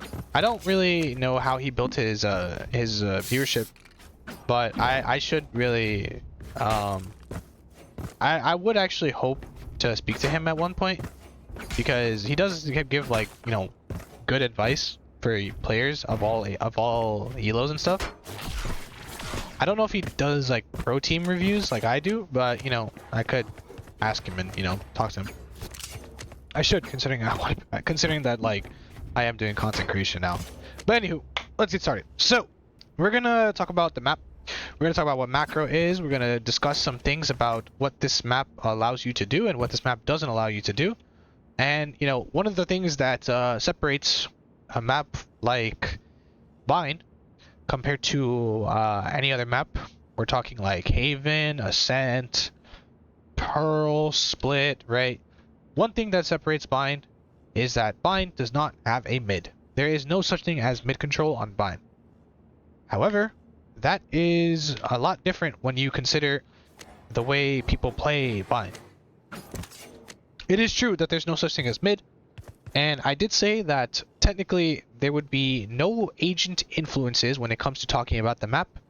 However, there is one thing I do want to talk about, and yes, it is an agent influence, and I'm sorry that I'm going against my rules, but I must because it's actually important when it comes to understanding Bind. there is a reason why teams put Here. the Viper wall Here. on A short. And they do it in a couple different ways. Some people do it, they do it from here so that it covers like Here. sort of like this. If you can see my crosshair, it should cover I like need that. backup. And other walls that people do is they do it from right here, where they'll come up here and they'll line it up and they'll Here. cover like this. And then the other wall that people do is the lurk wall, where they come right here and they line it Here. up like that, right? So the reason that people do A short walls is because of the fact that it, one, allows you to apply consistent pressure towards A short, but you also technically get free accessibility to this teleporter, right?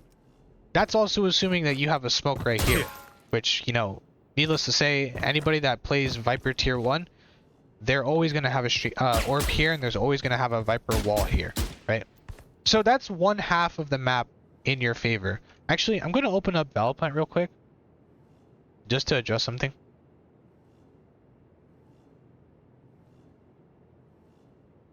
Although there is no such thing as mid control on bind, there is technically a mid, and that's because when you control something like this, oops, that's a horrible line. When you control this, having access to the TP is really good, because technically, if you have one person that controls this part of the map, and you have the rest of your team, like, let's say they're defaulting towards here, towards hookah, and let's say they get hookah control, right?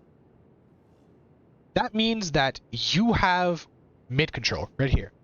When you take a look at this, and you consider the rest of the map to be out of the equation, so let's just cross this out for a second. What do you have right here when you have access to this? This is a fucking black line. What do you consider when you have this control? You have mid control right here. So the reason that people consistently play Viper on bind, and yes, I said there's no agent influences when I talk about map fundamentals, but the reason that people do it is because of the fact that you can technically defaults and have mid control, right? Your defaults become a lot easier with that one agent alone, and that's why people play here. That being said, now we talk about the map. Like we said before, there's no such thing as mid. However, what are the areas of the map that you, as a, let's start with defenders. What are the maps or the sides of the map that you as a defender want to contest? Since there's only 4 lanes on this map, there's not 5 lanes, you're always going to have a lane that is having more than one person, right? And generally speaking, if we consider like the way people consider, let's talk about showers real quick. How many people do you usually see in showers? Probably one. You'll usually see one person, right? And usually whenever they do that, it's because they want to get one kill, maybe a passive offline kill, and then they'll just get out. Oops, I can't cross this for some reason. They'll just get out, right? When you consider a short, you'll see like one person here as well, but because there's 2 areas to hold down, 2 chokes in particular, you actually need 2 people to consistently hold down a short. Now, as I said before, again, no agent influences, but the reason you have Viper is because you don't need 2 people to hold down a short, and you shouldn't have 2 people to hold down a short. You can literally throw an orb right here, and you literally have all of control. Oh, Red Devil, thanks for the follow and the Prime sub. Welcome to the stream. You're welcome. Stop shit-talking me. We'll talk about that later. I was going to message you tonight, actually, about that, but we'll talk about that later. Now, the good thing about controlling, let's talk about A in particular. The good thing about controlling A short and showers is the fact that you control a lot of the entry points. What I mean by that, thank you for the follow, by the way, Laugh Tex. Welcome to the stream. Text me later, I'm going back to work. Okay, have fun at work. Oops. So, the reason that you want to control something like A short is because you get access to this, the teleporter, right? The teleporter is probably your best friend, but also not your best friend. The reason being is because this thing makes a hell of a ton of noise every time you go through it, right? It sounds like my grandma's alarm went to full blast and just decided to go in my ears that night. And then that's not that enjoyable, right? It is... Oops, I just died. It is probably the loudest piece of shit, but it is the best rotational aspect of this game, right?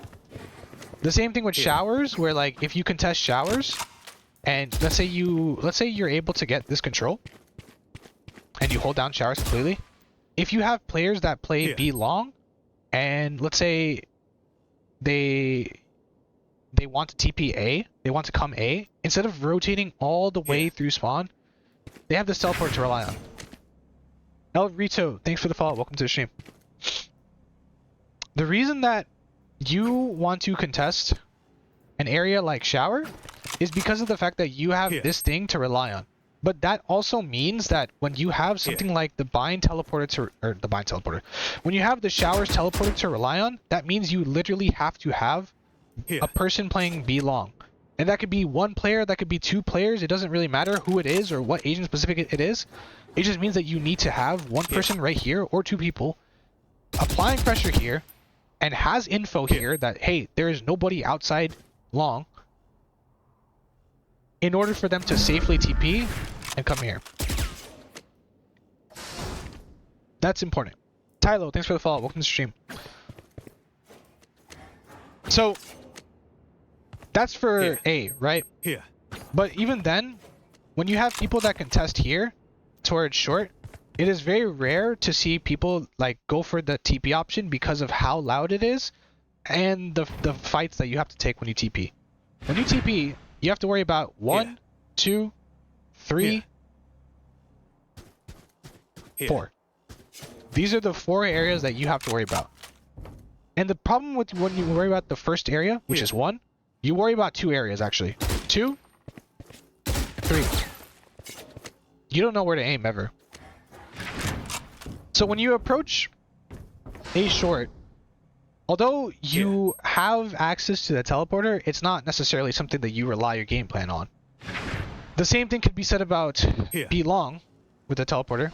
You can rely on this, but it's not something you want to build your entire game plan around of, because it doesn't always give you a safe... Excuse me. It doesn't always give you a safe method of playing, because once you TP, you still have all of this to clear, and you are like basically required to have showers info.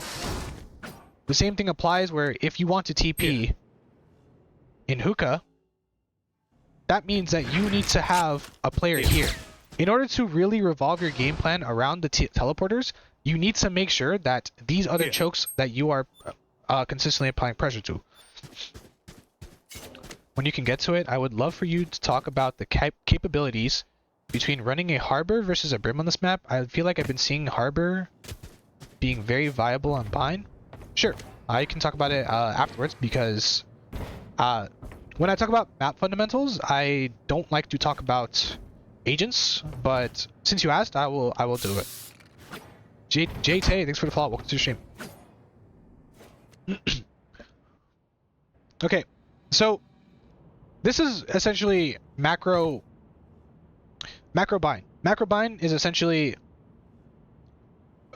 try to develop a game plan around the teleporters, but don't fully rely on it, because it's not always going to be in your favor. Because it gives you a lot of info for not only you, but also the other team to play off of. And that's great, but that's also not great. So that's a simplified version of macro. Now let's start off with early lines. Let's talk about early lines when it comes to spawn barriers. Early lines essentially means that, like, what piece of the map can you get without using util?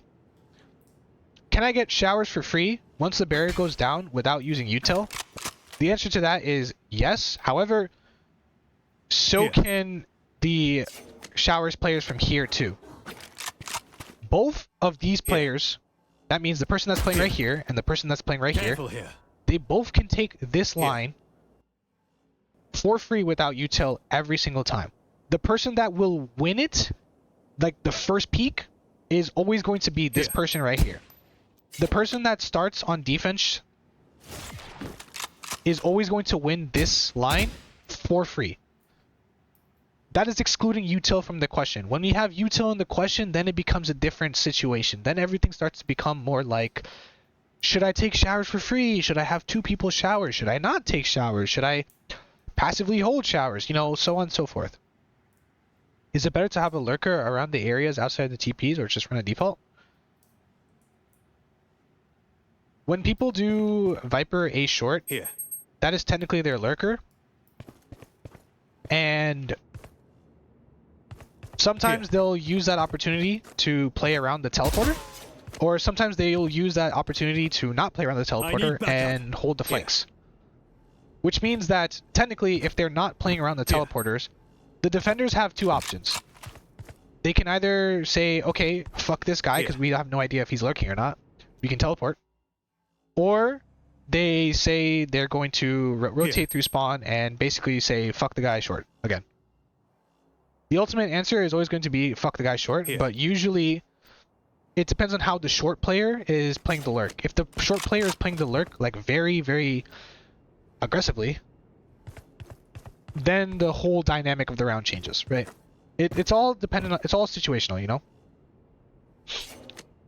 Alright, so now we talked about showers, right? Here. So we figured out that showers is defender sided. When you exclude util from the question, showers becomes defender sided because they can get the early line for free.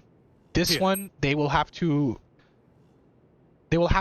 like maybe use a piece of util or sprint really fucking hard or land the best shot of their lives in order to get showers. Or not even showers, but in order to get like this line of info. Okay, what about A short? This part of the map is attacker sided as fuck. Why? Because there is 2 choke points that you can peek out of. And that is something that is much harder for the players here to deal with. Because if you put the spawn barriers down, as a defender, you have 2 places you can choose. You can either choose to gamble this side of the map, or you say, fuck that, and I'm gambling this side of the map. That's why whenever you see teams that do like A short pushes, you notice that like they never really choose one side to, they never really choose to fight all of A short. They always choose one side. So sometimes what you'll see is like, maybe there's a brim smoke here, and they have a sky flash coming here around the corner, and then the defenders just push. And whenever that happens, usually what you'll see is you'll see the hookah players push down as well and try to fuck up the guys here for these players to come through. That right there, hold on, my voice is dying. That right there is considered a short crunch, right? That is one of the common ways of playing bind, where the defenders will literally crunch short entirely if they know the team likes to default there. And that's something that is great, but it also comes with heavy risks too. Because when you push down short, you have to consider if there are people in here or here. And if you're doing a short crunch in particular, 90% of the time, you're going to have 4 players crunching this area, and you're going to have 1 player just holding here. But that means that because you have to literally leave 1 player behind just to hold your back, that makes this part attacker-sided.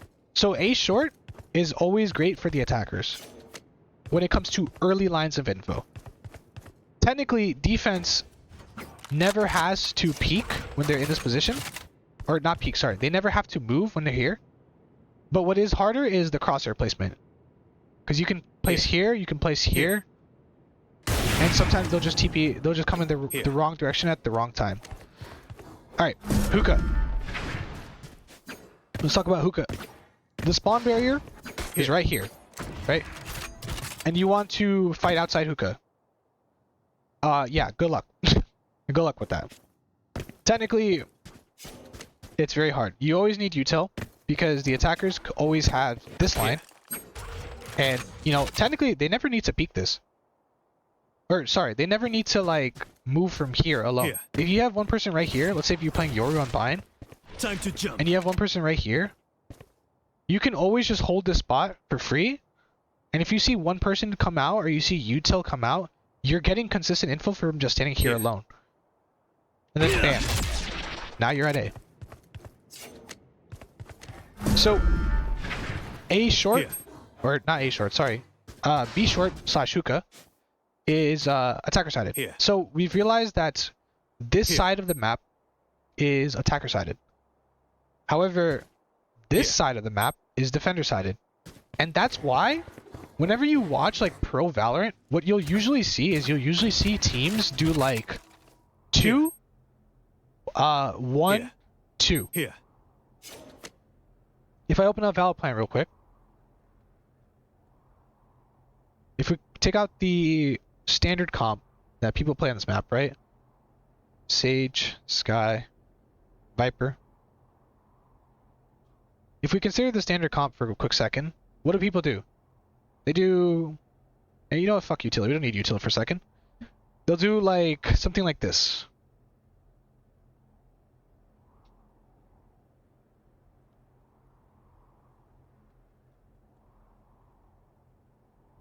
Right? Excluding the agent-specific positions, this is your standard setup, right? You usually have 2 people towards long, 2 people towards showers, and 1 person holding A short so they don't get walked up on. And that's because usually when people come up towards hookah, it's very common to use util, which we're going to discuss a little bit later. So having 2 people towards these extremities is important because of the fact that, as we mentioned before earlier, we were talking about the teleporters and what they allow you to do. Having info on this part of the map is super important because of the fact that you get to use this to play with, and you can instantly get showers control afterwards, and your retakes become a lot easier. And another thing is too is that since we're talking about early lines, when we consider where the spawn barrier is for long, spawn barrier is right here. Here. So that means that I only have to walk right here, and I have full long control. Not full long control, but I have this part of the map in my control. And crosshair placement is literally like you either place here, and that's about it, right? So maybe you'll encounter that one weirdo that like plays in the dead center and just like swings you. But realistically, if that is the case, it's really easy to like adjust your crosshair from this position.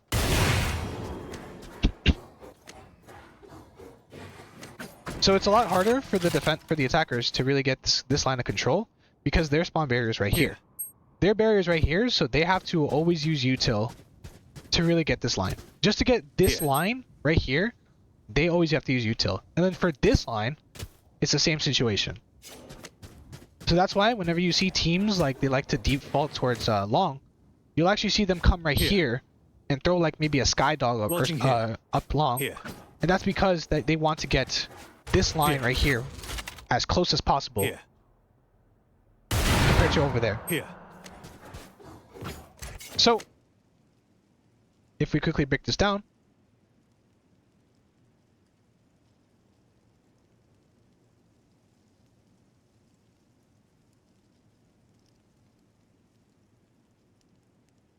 this is defense sided. Defense sided. Attack sided. I'm going to use a different color. Attack sided.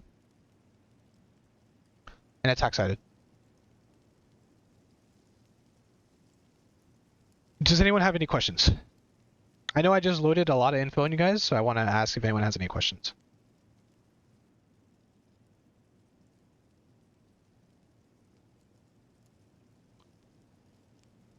I love Pranix breakdowns. Thank you, JT. I appreciate that.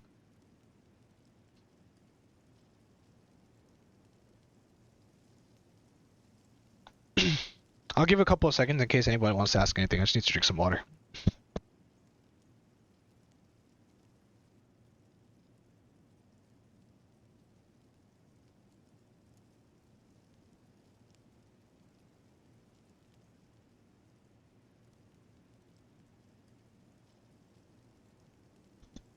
Okay. What common strats this allow us to do that you can't do on other maps? Teleportation plays, I would say. I think the common strats that you can do on a map like mine is the fact that you can reliably fast flood retake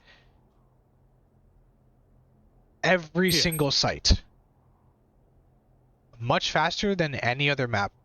Because for a map like Bind is all about being able to fast rotate. That's the characteristic of it, right? But also the fact of the matter is that like you can consistently get sight faster with these teleporters, right? So that's like, I guess, a common strat that this allows us to do that you can't really do on any other map. If we're considering just the map alone, right? Do you think the attack and defense sided? Do you think the attack / defense sidedness of each choke should dictate where you have your 2 in a 2-on-2? I'm gonna read that one more time. Do you think the attack / defense sidedness of each choke should dictate where you have your 2 and 2-on-2? No. I don't think so. I think if I'm assuming what you're asking is like, when you say where you have your 2, do you mean like agent specific stuff? And do I think the attack / defense sidedness affects that? The answer to that question would be yes. Yeah. If we're considering like agent specifics, then yes, I would say that like who you have as your 2 is pretty important, because you have to consider like, one, you have to consider tendencies, and 2, you have to consider like, okay, what? 1 second.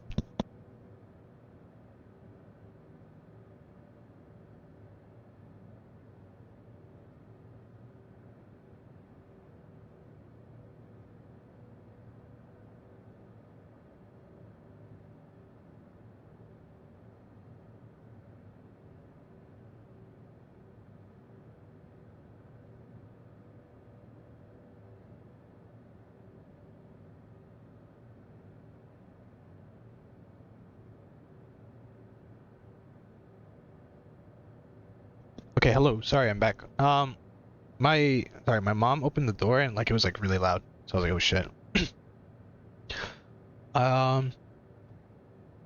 How to make pressure or fake on hookah on defense? Well, that requires agent specific talk, like, which I'm okay with going over real quick. How to apply pressure on hookah on defense is essentially you have like 3 options. You can either 1, apply pressure by consistently have someone like play right here. And it doesn't always have to be like the same agent, but like you can have like someone that plays right here and uses this opportunity to like always, like when they get like kills or when they like don't play there, they can like come right here, right? So I guess a way that you can do this is like, maybe when you have a player that plays here in hookah, maybe you have someone A short that like throws like, let's assume like there's a player towards A short, right? And the person in hookah wants to peek outside and get a kill onto the B short, right? You can throw a flash through a teleporter, use that flash to come out, and it opens the door, it flashes for them, and from that flash alone, you're able to get this line, right? Now, if you want to apply pressure and, you know, fake it essentially, you don't always have to have this person here peek out whenever you do that flash. But however, you can use that opportunity to like do the flash, but like maybe that person isn't playing to peek, maybe he's playing passively, and the players think like, hell guys, guess what? They didn't peek that round, so he's probably not in hookah. But then little do they know there is probably one person right here, and they get the kill, right? So that's a way to like, I guess, apply pressure. Another way is to like, you know, throw smokes here consistently. One of the things that Team Liquid used to do back in 2021 was they used to make Link back when he was on Team Liquid, and he would always smoke here, and he would always play with the judge right here. However, sometimes he would also smoke here, and instead of playing a judge in here, he would literally play a judge here, right? Or here. He wouldn't play in hookah. But because of the fact that he played in hookah the previous rounds, and he kept smoking here, the other team kept feeling like, okay, we have to throw like 8,000 pieces of util to get Here. hookah. So I guess that's a way that you can apply pressure on hookah and defense. You have to do a lot of conditioning is essentially what I'm trying to say. You have to do a lot of aggressive or very trap heavy setups, and you have to learn how to mask them. You need to learn how to like make it look like you're doing it, but you're not actually doing it. That's how you apply pressure or fake it on defense. So once you master like actually pulling off a trap correctly, so like for example the flash through teleporter and then the swing and kill, if you can master doing that, then the next step to do is to master faking that. So like maybe another round, instead of doing the flash, you just have the person solo swing it, and then another round you do the flash instead. You have countless options. You just have to think outside the box and think about like what can you do. What's the best way to approach taking showers on attack, considering most people will op or smoke it off? Okay, so we said that showers is defense sided, right? So the best way to approach taking showers is, well, I mean, I don't really think there is a best way to approach showers because you never really know who's behind the smoke. Sometimes there's literally 0 people behind the smoke, or sometimes there's literally 1 person right here, like holding this stupid fucking angle, and then you just have like, let's say this is smoked off, right? And let's say you have the brimstone like right here, right? He's just holding this angle.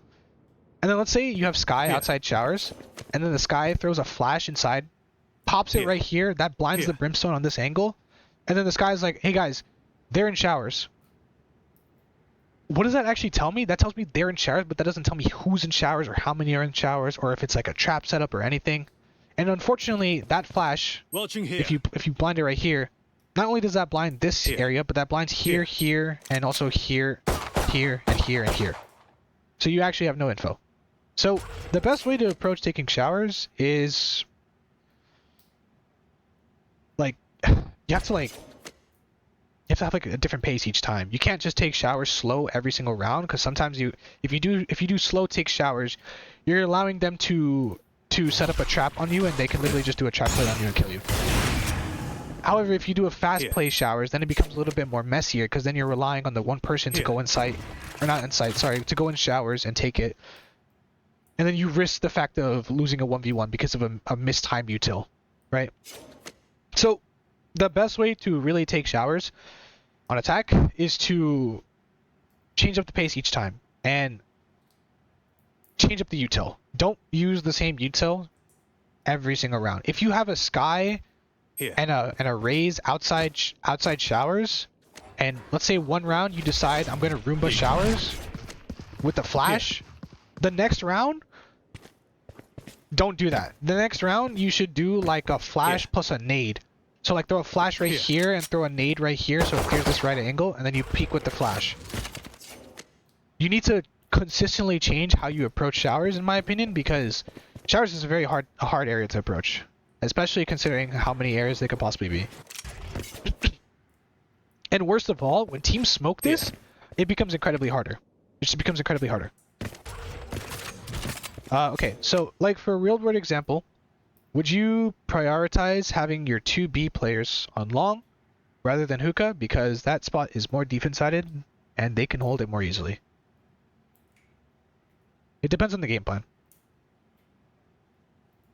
I think it's good to have 2B like long instead of hookah because of the fact that you get the fast TP play, and you also get the chance to switch up how you want to do retakes too with that alone.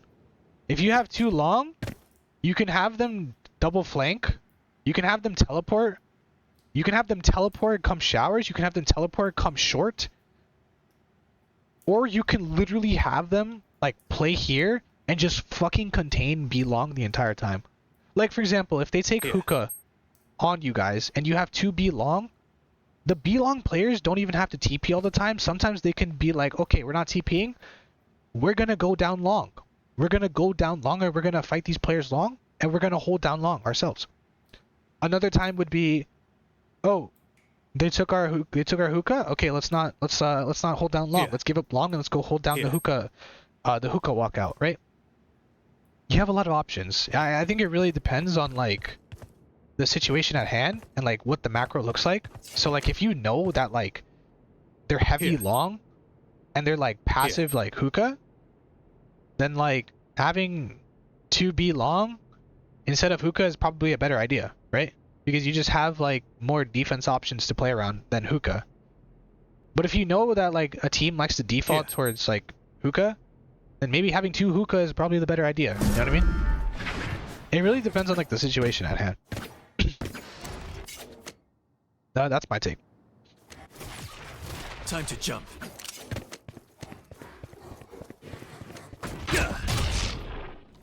So we establish early lines of control, right? This is, we're gonna label this early lines of control, right?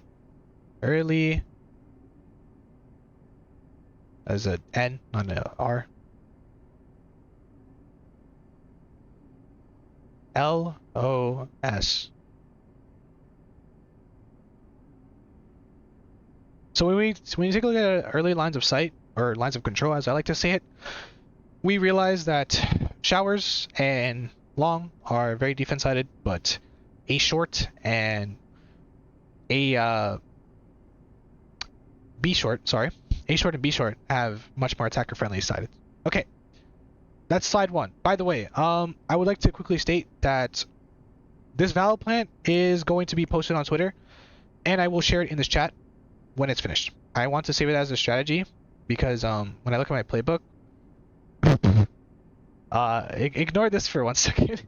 But when I look at my VALORANTs, I sometimes I would do like playbook outlines and like how they work and like how the map fundamentally works too, like routines and conditioning on Lotus. And sometimes I share them, sometimes I don't. But for this one, since I'm doing it on stream with you guys, I'm going to share it with you guys. So, hello.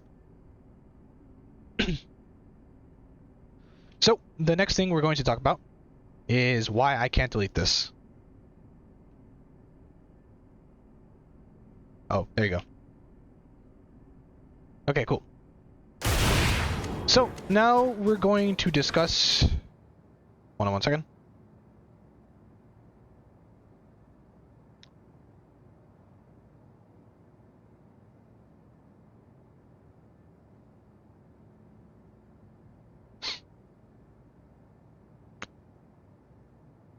Is a blueprint of basically how these will work, right? I had to open up my Haven one because I forgot how my blueprints worked. So we're gonna start with attack, right? Attack's a little bit easier to talk about, in my opinion. Let's talk about how a short default is gonna look like. Generally speaking, an A short default consists of 1 person. However, it's probably more ideal to have 2 people than 1 person. But I want to talk about how can 1 person play the default very well. The truth is, as an A defaulter, what you can really do is you can just consistently get with the piece of util this line. Here. This line is really good. Gotta go now. See you later. Alright, take care, Neff. Thank you for coming by. Using a piece of util though, even though I addressed that this is attacker sided, you still need a piece of util to take this line of control. In order to get just this line alone, you need a util. You can throw an orb here, you can throw a flash here, you can throw a cipher cage here. You know, it depends on what you really have in your kit, what your comp is, and you know what you really want to use with it. But in general, we established that you always need a piece of util to take a short control. So we're gonna go that into VALORANT real quick.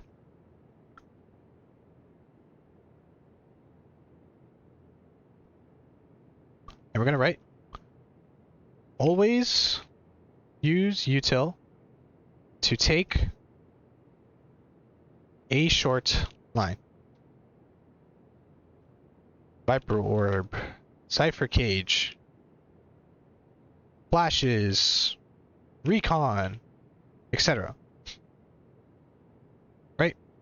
That's something that we know for a short. I wish I can make this you know what, that's a little bit better. Right? So no matter what, even though this is attacker sided as fuck, because you have two choke points, you always need util to get this line. Something that people like to do. 30 seconds left. That moment is gone. But it'd be cool, oh. Now we are here. Here. Is I okay. should probably Pretend I'm play a some Cypher for a stars in second, the not an astral Astra. plane, oh. I should, oh. People will throw a Cypher cage like this, and they'll pop it, and they'll have people come inside of it and like walk through with it, right? Maybe they'll pop flash through it as well. But something that like Vipers do is they like to throw their orb line up from right here, there. Concealment. and they smoke this off, Right and then they get a short. But that means that you get a 1-for-1 trade with their Viper orb usually. Usually, it depends on the team. Now, what about showers? Let's talk about showers. Well, we already addressed that this is defender sided, so of course you're always going to need util to take showers as well.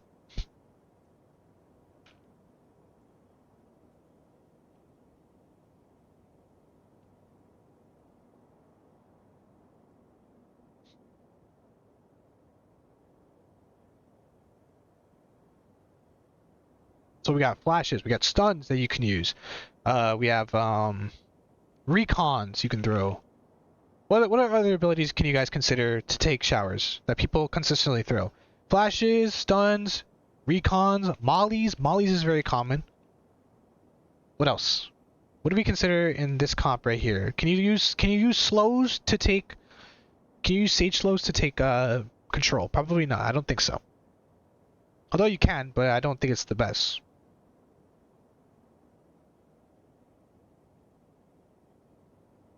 Maybe CCs, you call it CCs. I think CCs is a good way to address the ability section.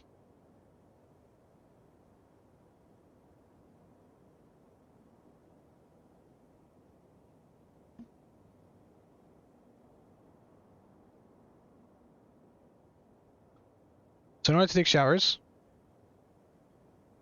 you always need this. In order to take shorts, you always need this. Now what about hookah or B short? Do you always need util to take this? No, you don't. You don't always need util to take this line. However, in order to get inside hookah, you do. So this is where we talk about why the early lines of sight is very important, but also what dead space do you have to fight for. So we're gonna label the section early LOS util.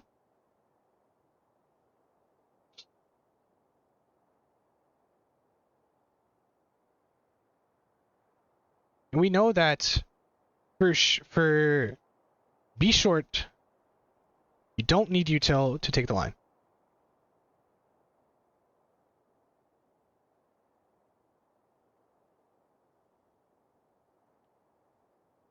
Oops.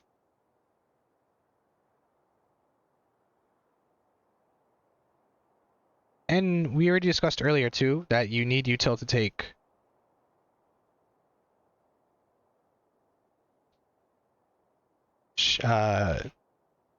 long line. You always need util to take the line.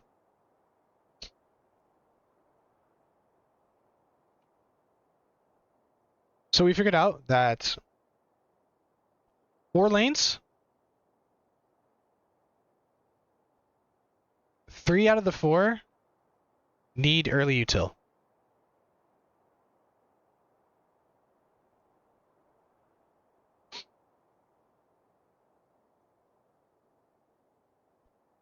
From this angles and understanding of like lines of control, we already know that you always need early util on attack, and that is pretty important. You want to know why? Because when you always need to use util to take just a line, you already understand that that's a lot of your kit gone. That means that when you're defaulting towards something like A short and B short, if you need to use less util to take B short, that means you should have more players towards here.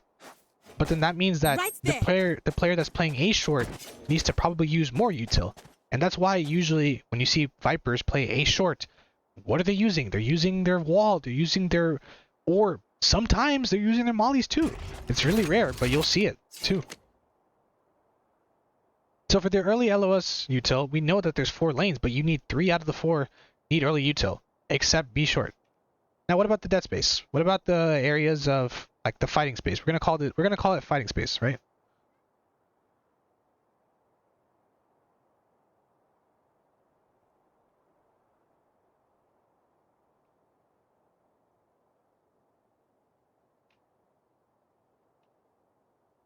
My Val plan is lagging really badly.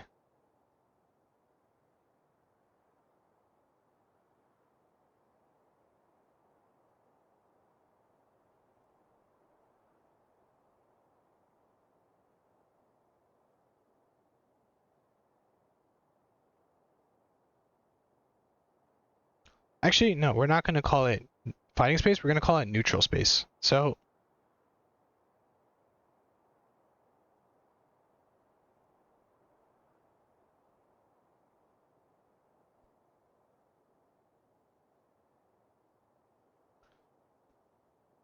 what neutral space essentially is I'm going to highlight it in a different color. One sec. I'm going to use white.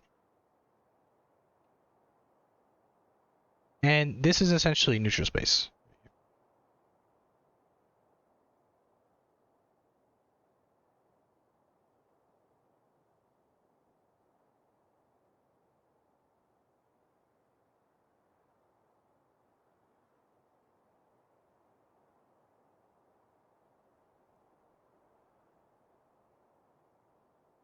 This is where my art skills show. Give me one second.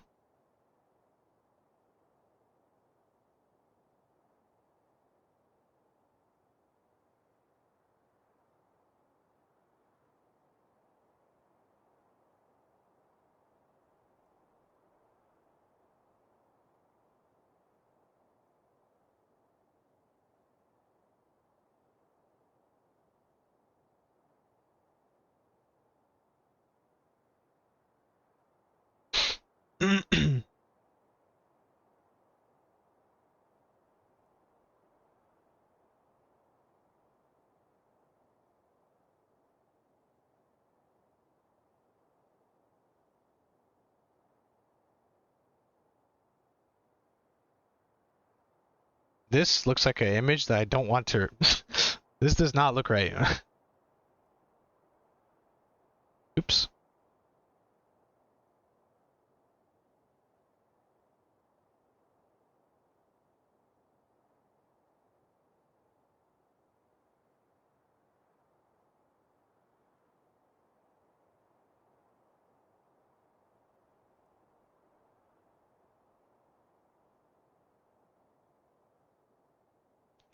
Okay. So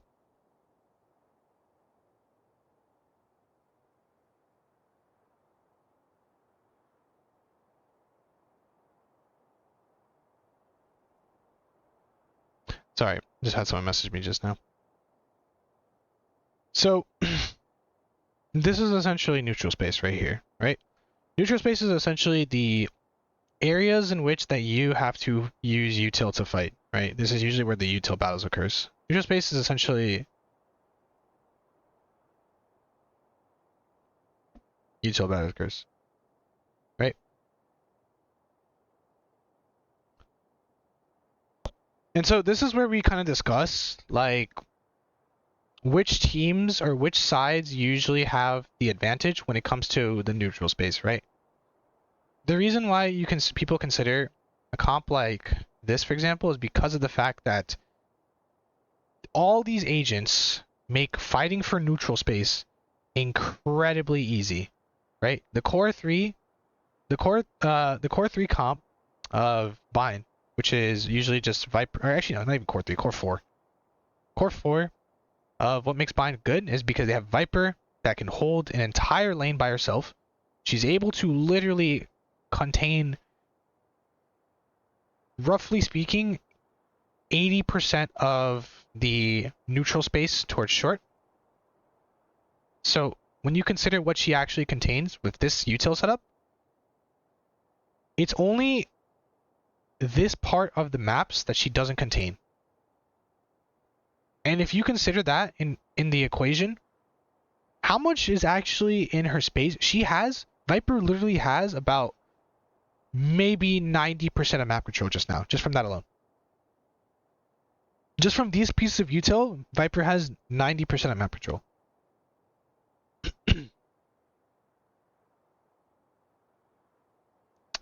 One sec.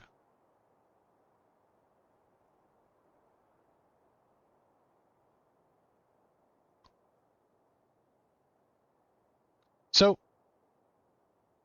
the reason why you choose a comp like this is because you have to consider like what parts of the map do I have to fight for, and if I have to fight for them, what agents can I choose that will help me gain these lines of control very easily. So one of the things that my old team Wombo Combo liked to use on this map was KO. Why? Because KO would eliminate the necessary need for traps, which is very, very powerful on Bind, because as we mentioned before, Bind is a very defense-sided map.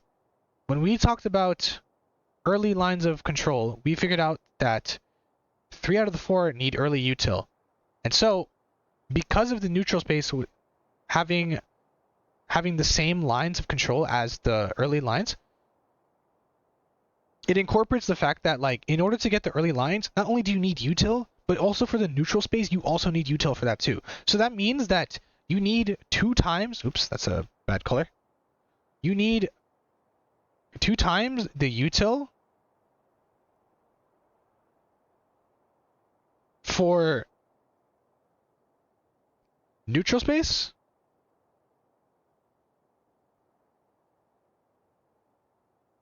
as a horrible A.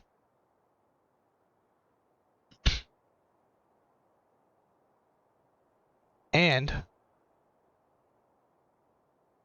early LOL signs.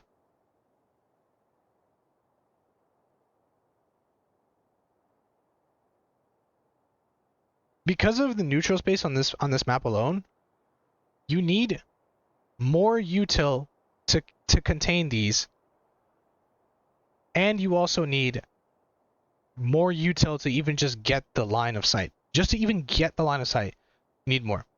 So let's talk about where does the util battles occur and what do they mean? So when it comes to hookah, and we talk about the neutral space in hookah, right? The neutral space is 1, Right there. 2, Right there. 3, Right there. and I forgot to conclude one thing, 4. Right there. This is technically part of the neutral space. Although I did not mark it, it is still considered it. So if I go over here on the pen tool and I just do a little circle right here, that is part of the neutral space that you need to fight for. So that means that when you take hookah, not only do you have to consider behind this box right here, Right there. but you also literally need to consider the person that could be top sight, maybe opping, and kills you.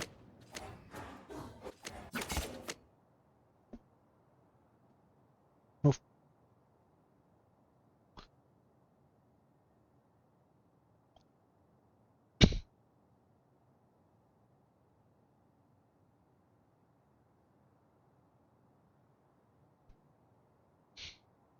One sec, my cat's meowing at me. Sit down, sit down. Sit, sit, sit.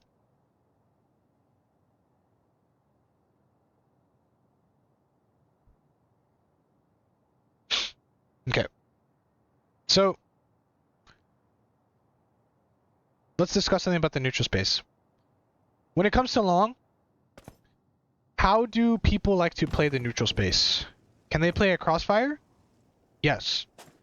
You can play a crossfire from here and here. Can they walk down and potentially do a pop play on us? Yes, they can. If somebody were to throw a piece of smoke here Right there. and walk down and kill us, they can do that. But essentially, the whole point is that, like, since we established that this side of the map is defender-sided, you can literally have someone walk down right here and do a fucking surprise play on you. And that's because we already established that in order to take long, you need util. Like it's a must-have, right? It's very hard to contact up here, but that doesn't mean that you can't do it. It just means it's harder. And so essentially, you need to be wary that someone calls to walk down here, right? So we established that 1, you can have crossfires. 2, you can have walk downs. 3, what else can you have? Can you have traps? Yes, you can have traps. You can definitely have traps. Crossfire traps even too. You can have traps. Can you have a passive setup? Is it possible to have a passive setup towards B long? Yes, you can have a passive setup towards B long. You can have someone play back here with an op line like this, get a kill and just fucking leave. Right? So 4 is passive setups. I'm gonna write 2 as aggressive plays because that means that you can have people go down aggressively, right? So you can have passive setups. You can have aggressive setups. Aggressive plays, we'll call it. 3, you can have traps. 4, you can have... What did I say 4? Crossfires. Wrote that.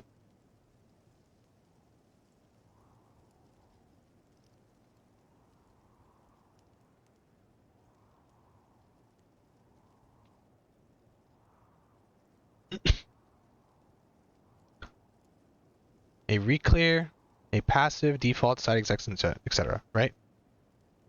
So, when you are approaching as an attacker, I forgot to write, this is for attack. Oops.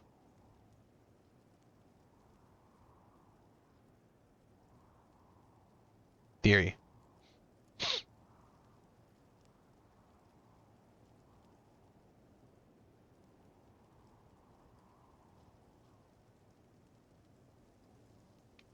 So, when you approach B long, this is what you have to consider. This is what you have to consider, right? I also forgot to mention, this is also neutral space right here. Right here is neutral space, and that's about it. So for B long, you have to consider this. What about hookah? In hookah, can you have a crossfire? Yes, you can have a crossfire. You can have a crossfire like this. One here, one here. You can have a crossfire from right here, too. You can have a crossfire from... like here, right? Here. I'm baiting for someone right here, right? So you can even do bait plays, too. So when we go to... hookah. Can you have passive setups? You can. Can you have aggressive plays? Yes, but very telegraph.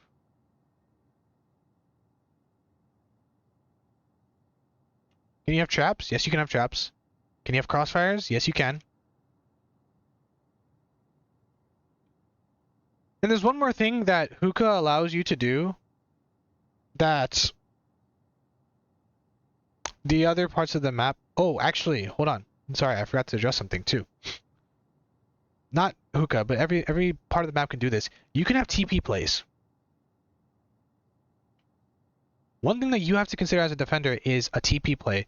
Or sorry, not as a defender, as an attacker, is can this team do a TP play on us? And if so, what are our options?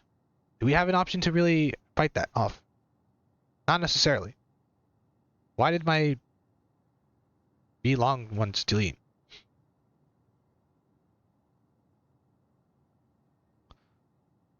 Okay, cool. I'm gonna put these all right here.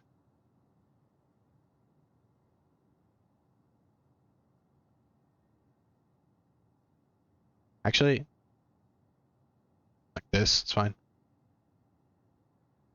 Okay, what about A short?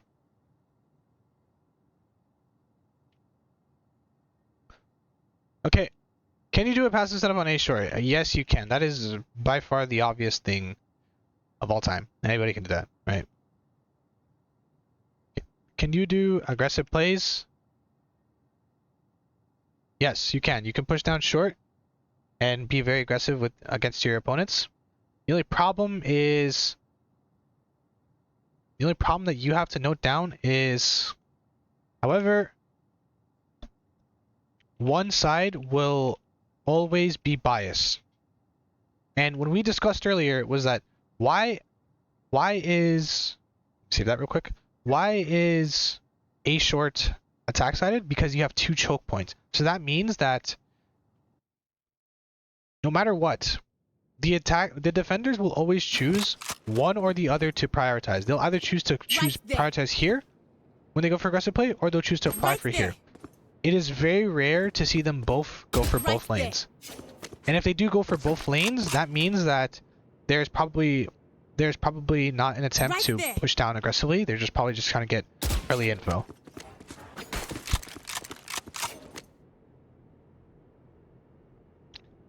So one side will always be biased when it comes to aggro setups.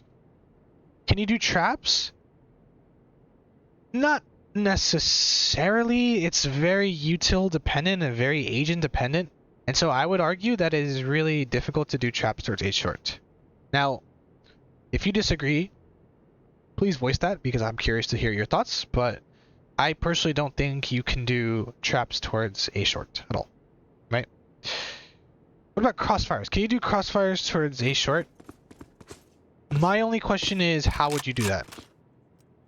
You can't really do a crossfire towards A short because, like, if you, let's say you do one right here, one person right here, and one right here, right? That is not really a great crossfire at all, and nor would I consider it one either. Is it a crossfire, a form of crossfire? Yes, but not really. Can you do a crossfire right here where you have one person playing this cubby right here and you have another person just swing off contact? Yes, but that's not necessarily a crossfire in my opinion. That's just something like a trap play. Which, you know, I just said there's no such thing as a trap play on A short, but like I said, it's also just agent dependent too. If I have a person right here, it's probably someone that can TP away. Like, maybe like a chamber or something. So, old FPX Cypher Cam, KO Flash, Brim Molly being example. Yeah, that's a trap play.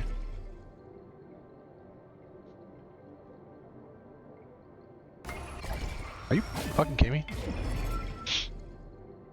Recovering it. Obscuring vision. Jesus, this is large. Okay. So it's 100% agent dependent, and crossfires, they don't necessarily exist as great, so it's a little bit harder to do crossfires, right? So you can't really do crossfires, you can't really do traps. What can you do? Can you do TP plays? Yes, you can. TP plays is very possible on A short. That we established that every part of the map of bind has a TP play. I'm gonna put that right here.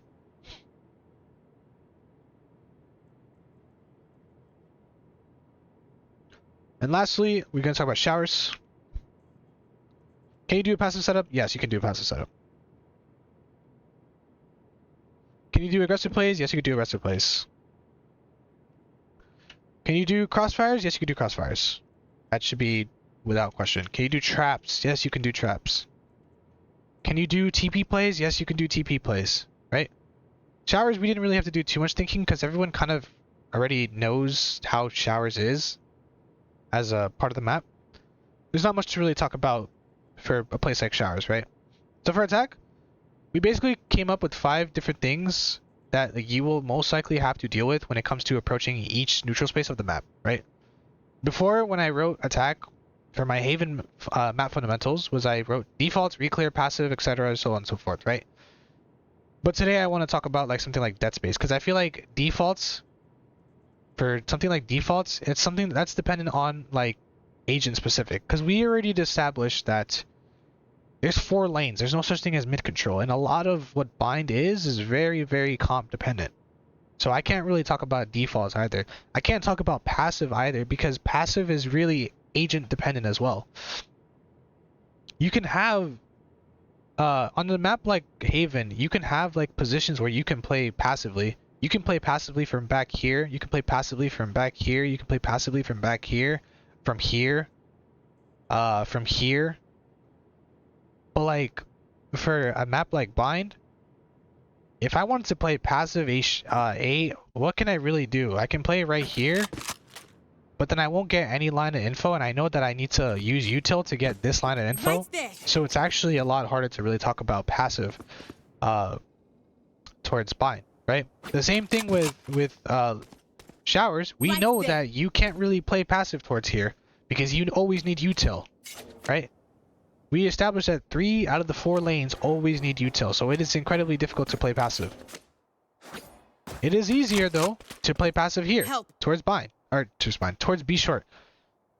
But every other part of the map you Right cannot there. really play passive. Right there. So we're not really going to talk about passive stuff or passive setups like we did in our Haven fundamentals. And for something like side execs and post positions, I also think that's very comp dependent, so I don't want to go too much into that.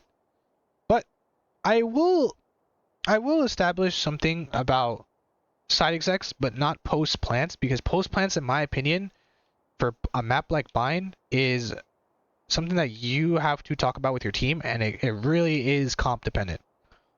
Like, in my opinion, it's very comp dependent. But let's go here real quick. For our fourth slide,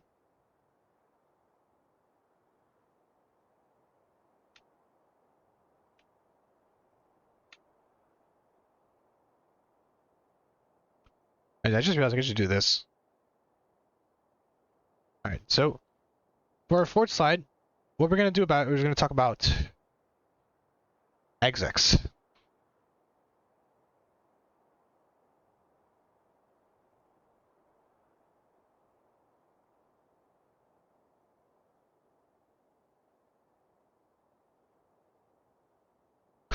Now, generally speaking, execs can literally be many options. You have 4-1 splits.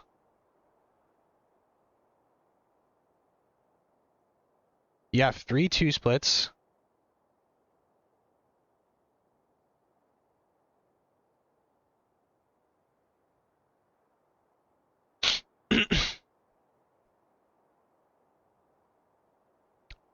And that's about it. I don't really think you have much. Can you 5-stack on a map like Bind? Yes, but why would you? Generally speaking, you don't want to 5-stack on a map like Bind because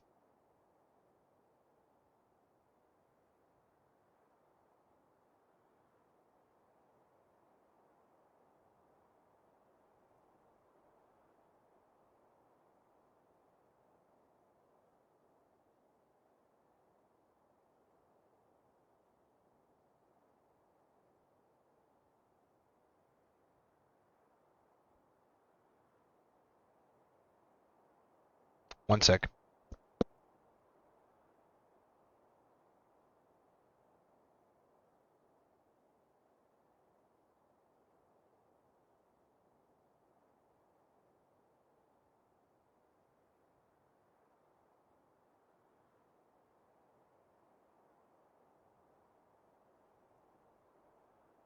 Alright, back. Sorry.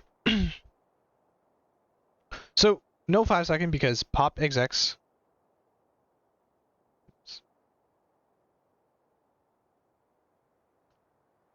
are difficult. We'll call it difficult. It's not like you can't pop exec, but they're difficult as hell.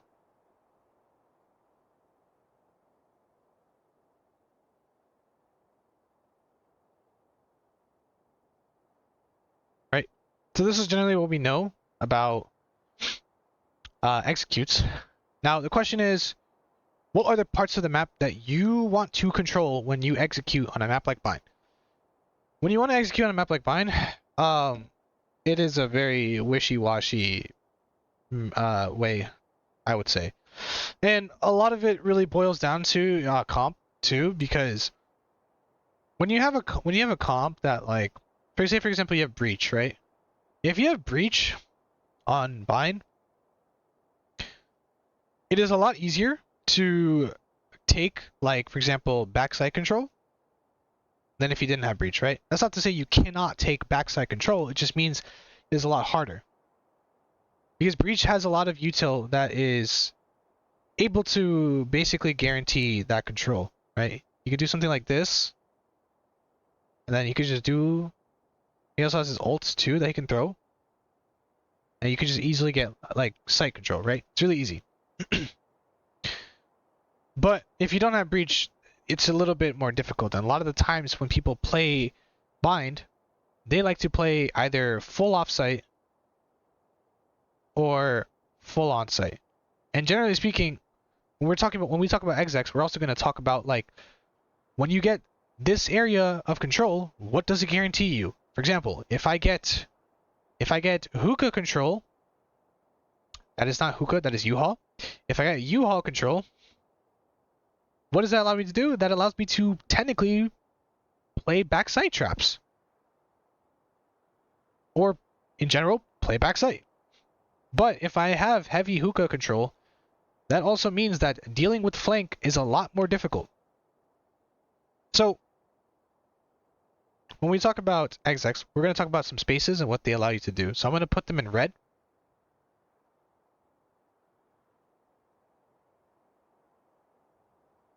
And I'm going to distinguish what each of them allows you to do. So, U-Haul allows for backside control more. It allows for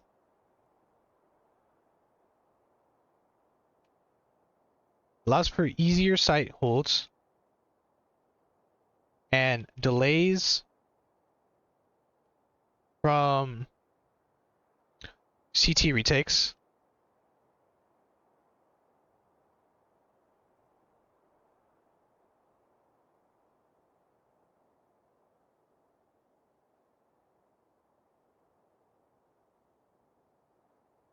And another thing that hookah U-Haul allows you to do is you can technically do crossfires.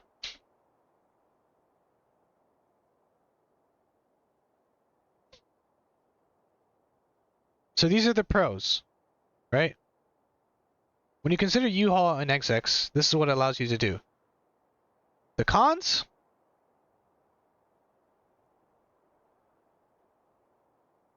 Harder to deal with flanks.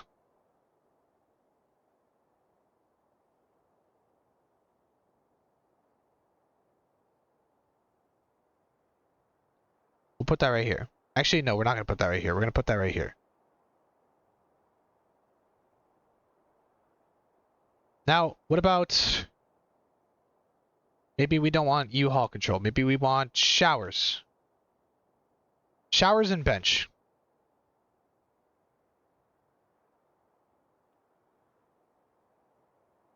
What does showers and bench allow me to do? Showers and bench allows for... What is this part of the map called? Right there. Xavier, do you remember the call out for this? I don't want to call it defender side spawn. Is this sewers? Or pipes? I think it's called pipes, right? Yeah, it's called pipes. It's called pipes. Yep, yep, yep.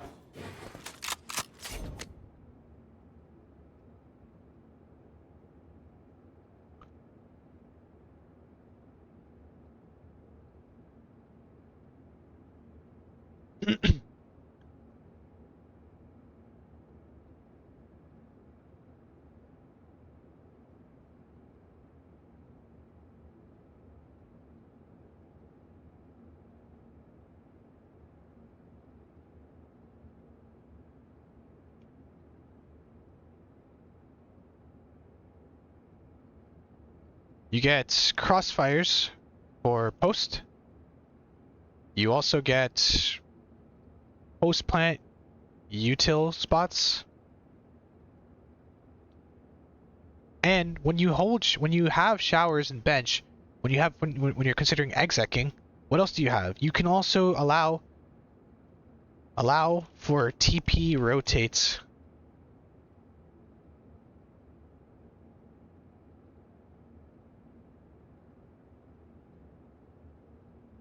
So that's what you get if you, instead of controlling U-Haul, you're like, okay, maybe I want to control showers and bench. Maybe I should put this up here, actually.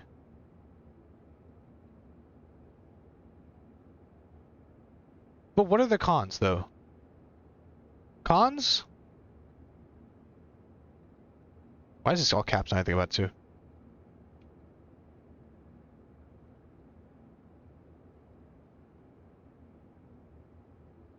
It's not harder to deal with flanks. However, easier to get sectioned off into one choke. That is a con right there. So I'm gonna put this right here. Alright, you know what? This is a really hard place to put this stuff.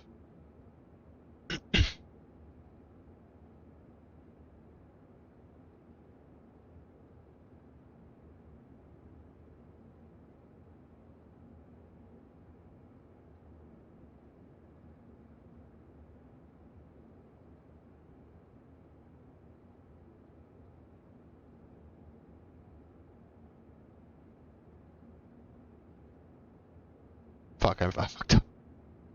Okay, here, here, here, here, here. Do do do do do do do do do do do.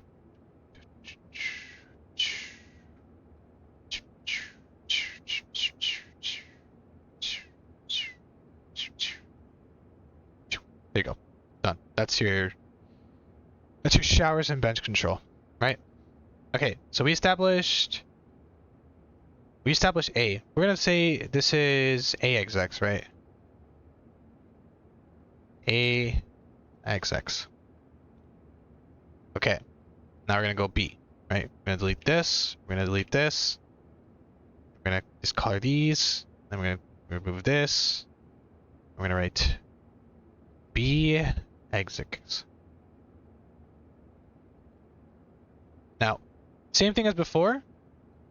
No 5 stacking. It is really hard. There's only one choke to come out of. Just don't do it. It's really difficult. It's not as easy as you may consider it to be. That being said, what are the places that you want to control when it comes to something like B, right? I would say you have 3 options. Compared to a place like A, you have 3 options for B. You can control deep elbow. This is deep elbow. You can control cubby. Or you know what? I'm not gonna make right cubby. I'm gonna say mid sight.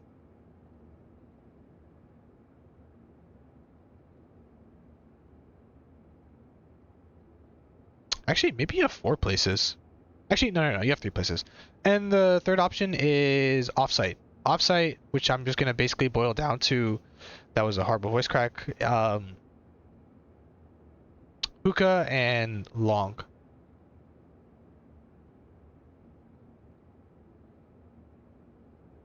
What the fuck is this?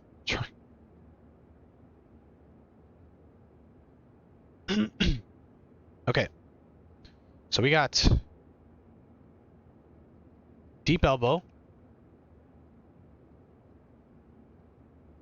We got on-site, meaning tube and cubby.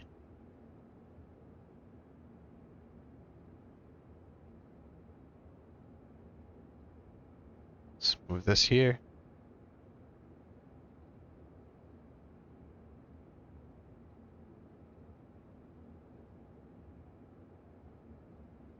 And then you got off-site.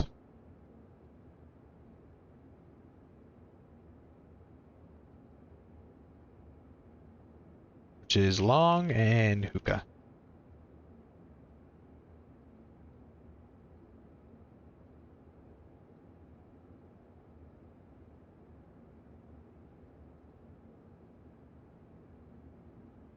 All right, cool.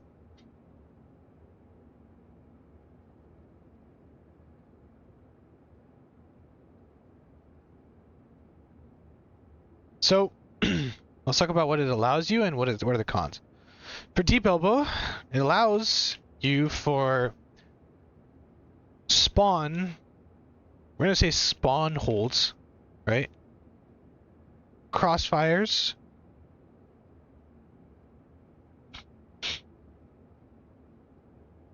What else? You can do crossfires, you can do spawn holds, you can pivot from elbow to sight easily. But what are the cons? You can't hold flank, can't deal with flanks. And it's hard to do util battles for post.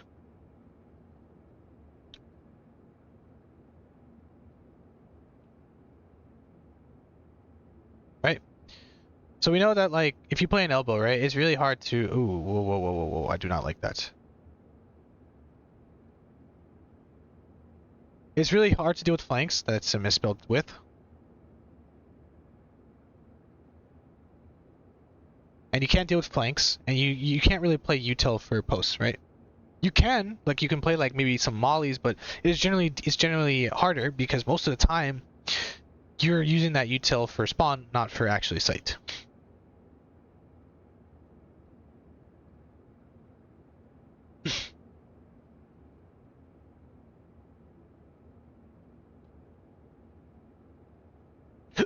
I had to specify for spike top.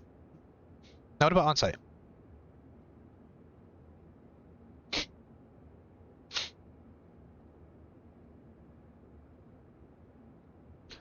When you play onsite, you can do crossfires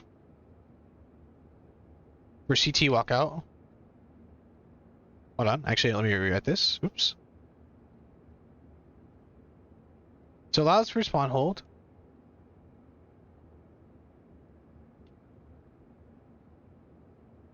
Crossfires.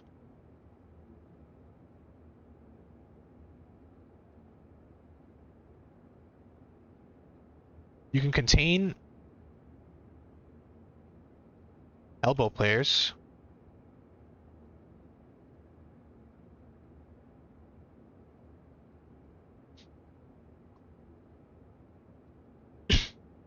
And it's good for, when you play on site, it's good for man disadvantages.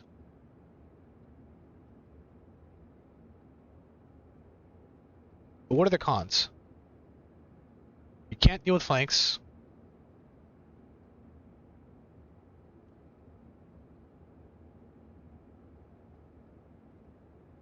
That's about it. That's the most con I can think about when you play on site. Oh, and you're susceptible. And you're susceptible to, I don't think I spelled that right, actually. Susceptible. Oh, I did. Cool. To util dumps from retakers.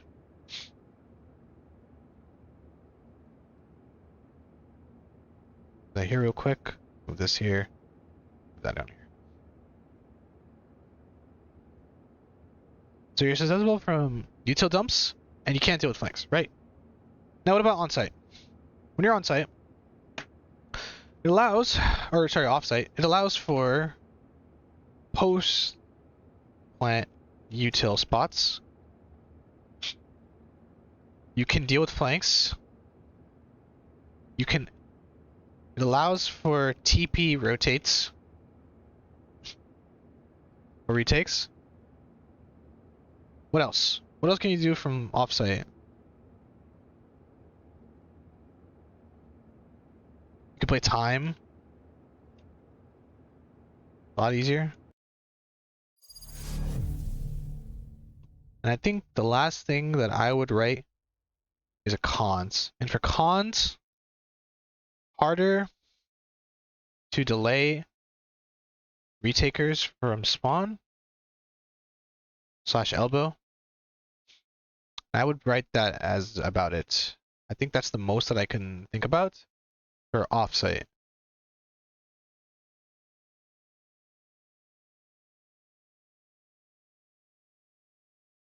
So we talked about early lines of sight.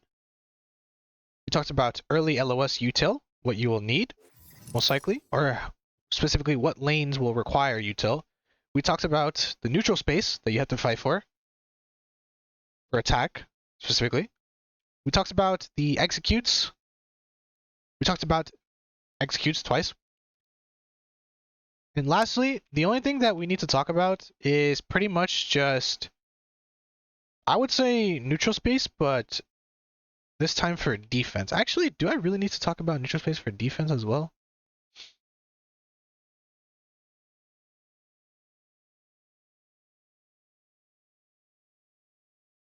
You know what?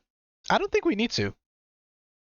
Because to be quite honest, I think within the 5 slides, everything was pretty much tackled outside of, outside of like defense theory, like how you want to play defense. But I feel like when you take a look at the attack theory, which I'm gonna rewrite this.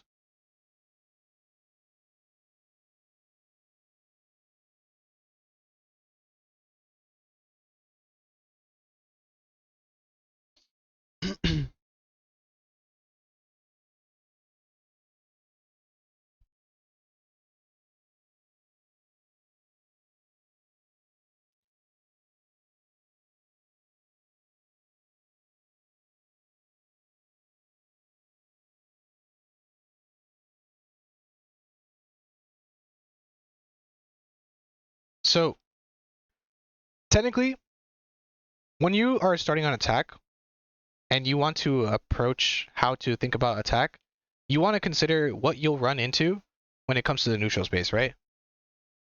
You have to consider that, like, when you go B long, you have to consider passives as aggressive plays, traps, crossfires, TP plays, etc. Hookah, same shit, right? A short, you have less plays that you can consider, so technically starting towards A short is more in your favor as an attacker, right? Showers, there's the same shit, right? You're gonna have to deal with that, right? But that's what you will expect to see whenever you approach as an attacker.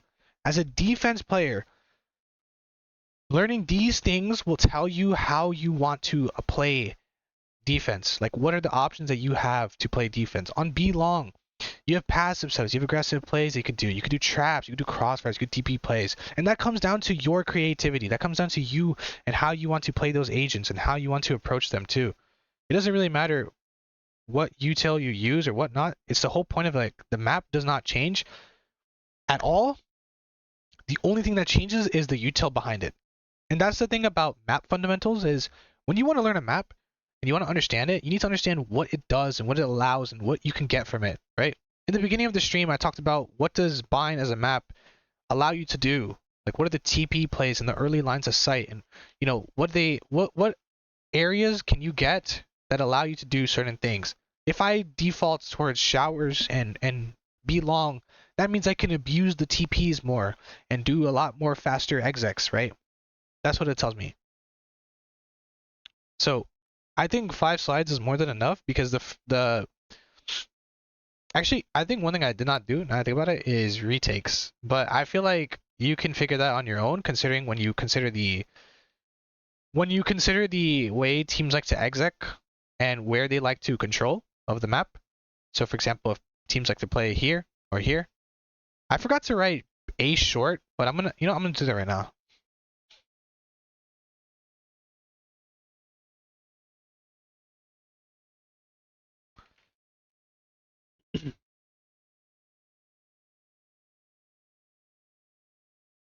Allows for heaven holds / kills. You can do crossfires for posts. You do post plant util spots. You can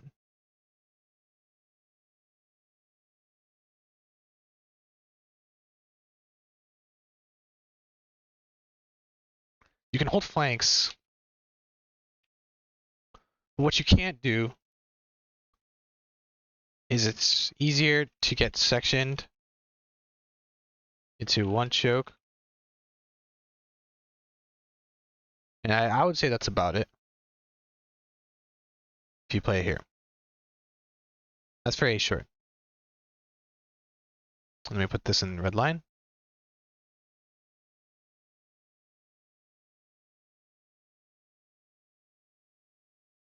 And that's about it. Yeah, I'm gonna send the link. I'm gonna save it first and then I'm gonna send it. So let's how do I save this shit? Did this it? Okay, go to playbook, add strategy, map fundamentals, bind. Bam, done. If I click this, I get 1, 2, 3. I'm going to erase this real quick. 1 sec. Oh, fuck, what happened? Okay, can I erase? I cannot erase. PogChamp. Why can I not erase? This I delete on the 5th slide.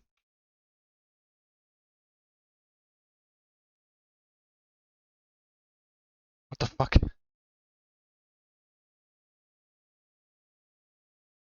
And I'm gonna do a save real quick. Erase the whole map. I was like, what the hell? Let me see. I'm gonna open up playbook, map fundamentals bind. Okay, sick. Can I erase it? Okay, I can. Let's go. And the 5th slide is gone. Perfect. And I'll do one last save. That's it. That's all we need. Wait, nope, that's not all we need. Okay. Now that's all we need. Bam, done. 5 slides of complete bind map fundamentals. That's all you need to know.